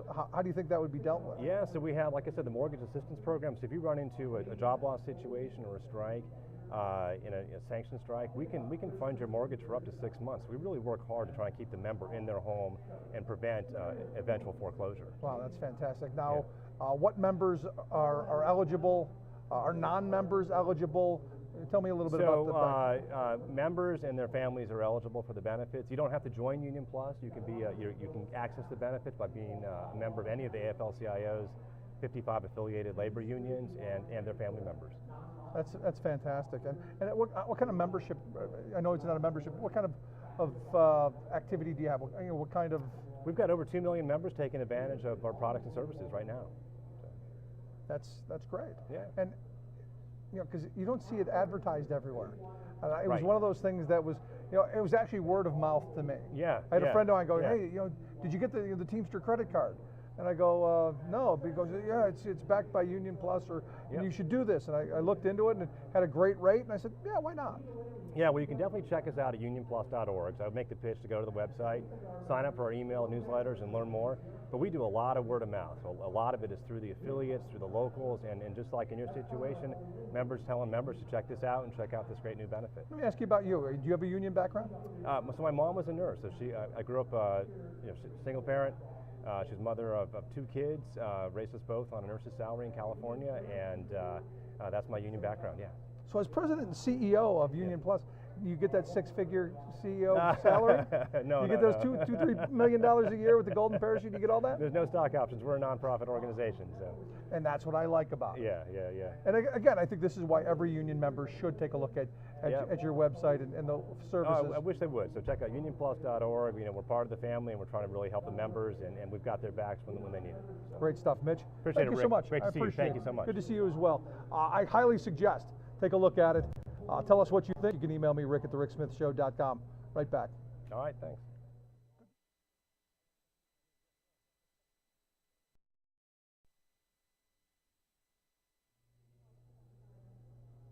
Welcome back to the Rick Smith Show. Check out our website, thericksmithshow.com. Here from the AFL-CIO's convention in St. Louis. I'm sitting here with Jill Charbonneau. She's the president of the AFL-CIO there in Vermont, Bernie country. Jill, thanks for taking time for us. Oh, thank you for asking. First foremost, Bernie fan, yes, no? Absolutely. I have dedicated at least 20 years to working on Bernie Sanders' campaign, worth every second of it. I've yet to find a Vermonter who is not a Sanders fan. There's a couple. There's a couple, I'm sure, we but leave them home. I have yet to find one, especially in this setting. So you're here at this convention. What do you think? It's very interesting. One of the reasons I came here was to speak up for Medicare for all. I think it's time. I think it's time to abandon the employer model. It's no good for us at the negotiating table, and it's no good for us at our own kitchen table. There are far too many people who do not have adequate or efficient health care in this country to do anything but move towards Medicare for all. And I mean push, not take a baby step. I'm right there with you, but here's the thing. You look at Vermont. Vermont, weren't you supposed to be the state that was going to bring us so we have, the model? We call Act 48. The law is on the books. There's no funding. We have universal access to health care on the books in Vermont. In Vermont, we are working, as people are working in this state to kill right to work, we are working just as actively in Vermont to promote universal access to primary care, because the care at the beginning saves so much more money at the end, and it's the footstep, the first toe in to universal access to health care. I'm right there with you. It's least expensive, it saves the most, and we are working tooth and nail against a Republican governor who is Mr. Nice Guy on the outside, but underneath the veneer, we have some very, very extreme Trump-like policies. But the argument is if you can't do it in a state like Vermont, which is a very small state, and you should be able to, how can you do it in a country as large as the U.S.? And look, I'm with you. I was a single payer. How did we do Medicare? We did it on recipe cards, okay? It's not that we can't do it, it's that we won't do it. And now we have to find the will to do it. I'm right there with you. But again, when the messaging comes out, we still have to, while you and I agree 100%, everyone should have access to quality health care and it'd be affordable. And the best way to do that is one giant insurance pool. Doesn't that seem to make a little bit of sense? And Medicare could be that. You want to talk about the logistics. So Bernie's suggesting we roll it back to children and people 55 to 65, because we don't want to fall flat on our face while we do this, because the momentum will disappear. Right. So we need to do it, but we need to move. We can't sit back and say, let somebody else do it. We need to contact our representatives in Washington, because this happens on a national level, and we need to hold their feet to the ground, and that's how it happens, not by sitting back saying somebody else will do it. No, I'm with you, and I want it now. In fact, this is what I was screaming for in 2010 when we got the Affordable Care Act. And, and as hopeful as I was that we would get something, the Affordable Care Act has been a step forward, but it's not single payer. It's not adequate and it's not efficient, but it's much better. So many more people have access to limited health care, which is better than having access to no health care. There's no doubt about it. Obamacare was a move forward. Now we need to take the next steps. And Bernie's the guy going to do that for us? Bernie is always help talking lead us? about that. He's been talking about that the entire time I've known him, for at least 2 decades. So yeah, he's going to lead us. Now, in looking at this, I mean, because when I talk to a lot of people, they say, well, I love the idea of a single payer system. How would it work? Would we all have a national ID card? Would we all, how would it work? Give me some thoughts. Or do we not know yet? We likened in Vermont to having a library card, that everybody in a municipality is entitled to a library card. Now, for some folks, there's a lot of discussion. Like for a retiree like myself, I brought health care with me into my retirement. I'm a letter carrier, and so I have health care beyond 65 and beyond from my union, from the contract that they negotiated for me. And so for people who are in that stage, there's the concept in Vermont that they will bill. You take your little library card in, you get your treatment. The billing in the back goes, you have coverage from a plan, and they will bill your plan for the coverage, and then you will receive something back. You'll receive a tax credit. There'll be a way to reward you for the fact that you bring a plan with you. But for your co-pays, so on and so forth, or maybe they don't cover blood work, whatever the situation is, that part is taken care of for you. And so there's a lot to go on. There's a lot to consider when a single state does this to people who live in New York and work in Vermont. How does their coverage work? So there's always lots of questions when you do it on a small scale. Right. But until we do it and we start moving, Canada did it, we can do it. No, I'm with you. But, Yeah. as a labor leader, Yeah. Isn't taking health care out of the contract, off the table, isn't that something? It's unsustainable. Okay. It's unsustainable. People cannot, a company that does not provide these services for their employees, these benefits for their employees, and you have a union company that provides this for these employees, they can't compete. That's, workers' comp, unemployment insurance, health care, retirement, sick days, vacation days. You have companies that offer the whole package, and then you have companies that offer cheating. very little, and it's really hard to compete. So Right. taking the health care out of there, and health care is escalating. It's like $1 in $6 in Vermont is spent on health care. It's so unsustainable.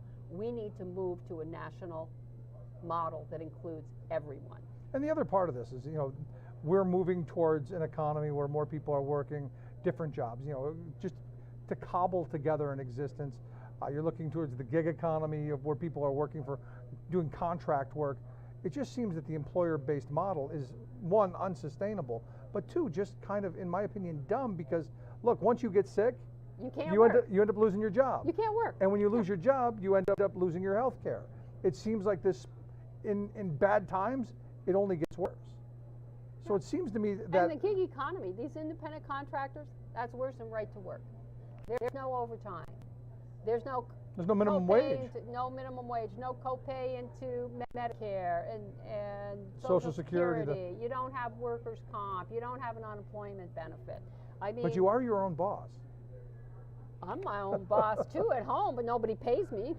But isn't that the argument? I mean, What? the other side of that, you're your own boss. You can do what you want. I think a lot of employers abuse their employees and make them to get the 991 instead of the W-2, and they don't even really find out about it until the end of the year. It's not really an active choice for many workers. No, it's not. I often point to Pennsylvania's workers' compensation law, which is, in the law, it says the employer-employee relationship is master and servant. So they still have that frame, and why change it? Because we're going back to it. Is that right? I love that response. Is that right? So walk me through the hope here, because look, there's a move. You and I agree. We need single payer. On the other side, pay or die. It seems like we've got these opposites. Is there anything that we can do that would be in the middle that would maybe draw people together, or are we absolutists that Medicare for all is the What does only the way to go middle forward? look like to you? Okay, what we have is unsustainable, and it's inefficient. Many people don't get the care they need. They can't afford the medication.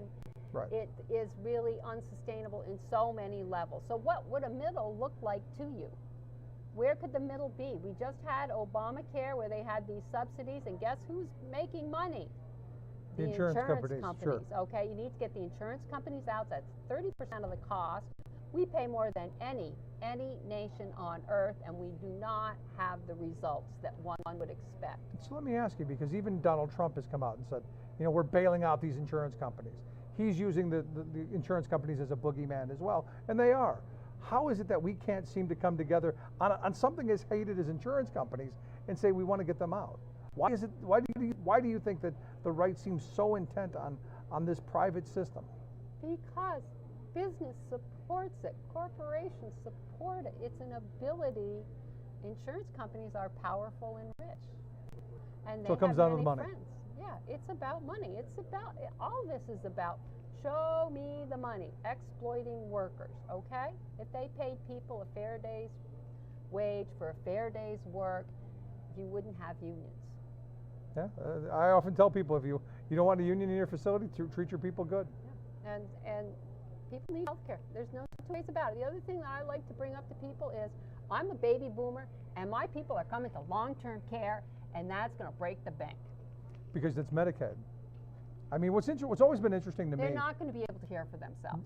Well, they're not. Wherever they go, okay? Whether they get into Medicaid, my mother is on Medicare, Medicaid, and it's a maze of paperwork. There are going to be people who aren't even going to be able to do that paperwork. I mean, there is just going to be that's going to break the bank, in my estimation, and we need to be proactive and take care of that now. Yeah, because I ask about that quite often. You know, so if we're going to destroy Medicaid, because we know that Medicaid, most of the Medicaid money goes to taking care of seniors in nursing facilities. If we're going to do that, we're going to cut it by, I think, between the Trump budget and their tax plan, about $1.8 trillion over the next decade. If we're going to take that kind of money out of Medicaid, what is that going to mean? Are we going to let the granny die on the side of the road? Is that the future? Well, probably. The way I see government works, the granny that's got care now will probably have it till the end of her days. The one on the street corner is not going to get a bed. No, there's something wrong with that. There's something incredibly wrong. So last question I've got for you, because you know, coming out of this convention, tomorrow there's going to be a resolution. I'm told it's a start. Again, like the ACA, it's a start towards a resolution. What do you want to see come out of this from the labor movement? All of us in. I want to see the labor movement put some walk in their talk. Okay, we've heard everybody or nobody all week long. I want to see that tomorrow on the floor. Good stuff, Jill. Thank you so much. Thank you Great for talking to me. Love to hear your thoughts. You can email me, rick@thericksmithshow.com. Quick break back here in St. Louis from the AFL-CIO convention. Thank you so much.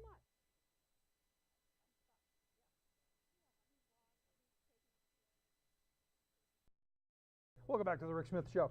Check out our website, thericksmithshow.com. Back here at the AFL-CIO's convention in St. Louis. You know, when you come to these events, you run into people that you've known for years and years, but you never had the chance to meet. And doing what I do, especially via radio, a lot of phone calls, a lot of that. And I had the opportunity to run into somebody who we've had on the program a number of times over the years. That's why I've got Carol Joyner sitting here with me. Carol, great seeing you. Good to see you too. You've been on our radio program, you know, a number of times over the years. First time we've actually met. I know, it's really nice to put the name with the face. Yeah. So what do you think of this event? I mean, you know, pretty impressive stuff. It is a pretty impressive convention. It's really great to be here. I'm real happy with many of the resolutions. They seem different. They seem more engaging of workers and community. And it's just really great to be around so many union brothers and sisters. Yeah, I hope that, you know, because I've gone to convention after convention, and resolutions come and go, and the hope is that, you know, we take forward out of this convention and actually push for. Well, absolutely. And one of the most exciting resolutions today, to me, was the resolution on family time that was put forth by Secretary-Treasurer Sarah Steffens with CWA. Right. And it essentially calls for the labor movement to make a really strong push to represent families in their collective bargaining and their public policy and within even inside the union community, so that we recognize that we need strong families, we need paid family leave, we need paid sick days, we need vacation time. people work really hard. In the United States, people are working harder than any other country, any other people in another country. Right, and without all of those things. Without many of those benefits. And as I've told you before on shows that I've done, the United States stands alone with Papua New Guinea as the only country that doesn't have some form of paid family leave or maternity leave or parental leave. And, you know, to be the probably wealthiest country in the world and not have some minimum standard to help people, you know, welcome a new baby, care for themselves, or care for a sick family member, it's just outrageous. Yeah. And so to see the labor movement actually take a formal step as a resolution for family time is really critical. Yeah, it's amazing to me. I mean, the reality is that we are the richest nation in the world at our richest point in history. Exactly. And we hear a lot of people talking about the rhetoric of family values and how much we love the children and all that. And yet, what does it mean? And yet it's just words, because you look at our policies, you look at our laws, you look at our actions, and we fall way short. We're falling way short, but that's why the Labor Project, we work in partnership with Family Values at Work, the network of 25 state coalitions, and we've been very successful working with over 1,000 coalitions around the country and organizations to move paid family leave and paid sick days on a statewide or local level. Right now, 4.43 million workers have access to paid sick days or paid family leave that didn't have it 10 years ago because they've passed it through either ballot initiative or state legislation or local ordinance. And ultimately, we're hoping that will build a momentum for federal policies. Yeah, I mean, at the end of the day, I mean, you look at other countries like France, where you have large policies that cover the vast majority of workers. Where here in this country, we've kind of a hodgepodge system of states and the federal government and contracts, and a lot of people fall through the cracks. That's right. In many other countries, the federal policy is the floor, and unions bargain up from there, so that people are able to actually, you know, stay home with their children for a little while, men and women, or to take care of a sick family member, or if you have a cold yourself, to be able to stay home. Right now, there are about 60-some-odd% of the people in this country, if you're sick, if you have a cold, you call into work, you may be required to come into work sick. Or be fired. Or be fired. So you have to choose between your work or your family life. And that's really unacceptable these days. I mean, because most states in this country are at-will employment states unless you have a union contract. But, you know, here's the thing, and I've often said about sick days, you know, I don't want the person who's serving me dinner or the person I'm dealing with on an intimate basis, you know, doing whatever, to be sick. Because I'm going to get sick. Stay home, get well. You know, I had a conversation with a friend who went to France, and he got sick while he was there. And the story that he told me was, you know, how we get sick, we go to the doctor. In France, the doctors come to you because they don't want you on public transportation. They don't want you out of the house. So the doctors come to you, you get care, and it cost him, as a foreigner, like $80 to be seen and get the medicine that he needed with the doctor coming to him. And I was just like, you know, how did they figure it out and we haven't? Well, we used to have something called house calls. Doctors used to make house calls. That's what you could ago. pay a doctor with a chicken. Exactly, exactly. But the truth of the matter is that in this country, the paid sick days problem is a public health issue. Right. And we're not thinking about it in that way. You know, it's an issue we had years ago when we were trying to pass paid sick days in a number of states, you would have the nurses who work in schools, the school nurses, talk about how many kids just really did not want you to call their parents, even though they might have a fever or they might be really sick. They'd rather just stay in the nurse's office because they knew, 8 and 9-year-olds knew that if you call the parent, that parent might end up maybe losing their job or being docked pay, and what that would mean for their family. That's an outrageous burden for a young child to have to carry. No, that's horrible. I mean, it really is. And again, in a society that talks about, you know, we care about children and family values, it's amazing to me that we don't have this. So let me ask you this, because you look at what's coming out of Washington, D.C., look at what's coming out of the Trump administration, which is let's roll back the entire Obama legacy around labor issues. And hey, let's go and attack more of them. In this environment, is this something that will sell, the idea of getting paid sick days and vacation time and things? Is that something that will sell in this environment? I think there's a tremendous anti-worker environment that we're living under right now. And there are 2 bills in Congress right now that address paid family leave and paid sick days. There is the Healthy Families Act that addresses paid sick days, and it calls for 7 paid sick days if you're a worker who is employed by an employer that has 15 or more. And then if you have 15 or less employees in the workplace, the person would get 7 unpaid days, right? That hasn't moved at all. So there's no discussion about the Healthy Families Act, but it's really important for people to contact their legislators and say that we need to have a minimum standard for paid sick days. We need the Healthy Families Act. There's also the Family Act, and that was legislation that's been supported over the years, and it requires, think about FMLA only paid, right? It's kind of out of a social insurance model, which seems logical, right? Nope. It's only 12 weeks, you know, and I just want to put a pin in there and say that around the world, it's 13 months of leave. That's the average amount of leave that you can take to care for yourself or a family or welcome a new baby. In this country, the Family Act is 12 weeks. It's humble, but we don't even have that. So we would do anything for that law to pass. When the president got elected, his daughter had some interest in maternity leave, which is dated. I mean, let's be honest. Men want to care for their children as well. You care for your kids. My husband did. He cared for our kids when they were infants. He had a chance to do that. Many men are caring for their parents, who are elderly, in states where we have paid family leave, like California, New Jersey, Rhode Island. Recently, New York passed a law, and then also Washington State, and DC is fighting for a paid family leave law right now. And so we know that it's a gender equity issue, and so why the Trump administration would put forth a maternity leave bill, or a bill that doesn't even meet the basic standards of what's needed, that it's universal. Paid family leave has got to be universal. Everyone should be able to use it. It's got to people have to have access to it. So you can't just say we're having paid family leave and then not give them access because the pay is so low, right? You need a decent reimbursement rate. And so I think that there are certain values, as usual with this administration. They want to throw out policies, but they don't want to really understand what the policies mean for working people. And we're in that conundrum there. Yeah, when our children were born, we have 3 children. I was fortunate enough. I had a good union job. I was able to, with our first daughter, with our oldest daughter, I took 8 weeks off of unpaid time. We had saved up, and I wanted to stay longer, but 8 weeks was a lot of lost pay. And then I think 7 with the other 2 children. And it was, we were fortunate. We had a good union job, and the unions, fought for us to be able to get that because the employer didn't want to give it to us. So we had to actually have to fight for it.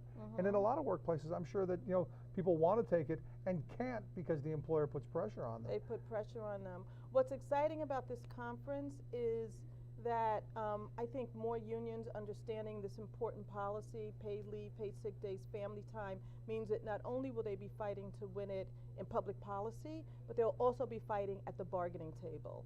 And what we've seen is that there are some unions who've negotiated child care benefits, to help reimburse and pay for child care benefits for people who have small children.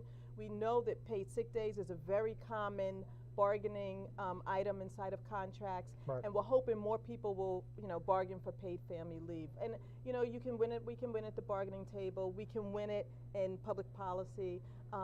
You fight it on all fronts. Fight it on all fronts until we can get to the point where this nation really values families, and it's not just lip service. It's not just lip service. Exactly. To me, it seems easy though. We could just pay out of unemployment insurance. Exactly. And it just seems like something that, if we had the political will to do, it wouldn't be very hard. Or the bill that's standing now, the Family Act, creates another trust fund under Social Security Administration. And so it's not Social Security, it's a separate trust fund, but the infrastructure is already there. Right. And so I think that there are many ways that we've thought about trying to make this happen, and we've been thinking about it for a very long time. But what's going to really hurt us is if things like right to work come on a federal level with the Janus and versus AFSCME Supreme Court case. Things like that are really dark and scary for working families across the country, because it means that the unions that have been winning and have been fighting for family time, for paid leave, for paid sick days, for vacation time, all of that, for good health care, employer-sponsored retirement, all of that, comes into question. Yeah, I mean, it's an amazing time we live in, and time for activism. Because the reason I asked earlier, why now, is we're building the groundswell. I mean, this has got to be something that we, the working people of this country, want. Exactly. And I appreciate the work that you guys do at the Labor Project. It's good stuff. And I appreciate the voice that you have out here in the radio land. Thanks so much, Carol. All right, Great so talking with much. you. Thanks Take so much, care. Carol Joyner. Let's take a quick break here. I'd love to hear what you have to say. One of the only countries in the world without family paid leave. Is that right? Wrong? Email me, rick@thericksmithshow.com. Quick break, right back.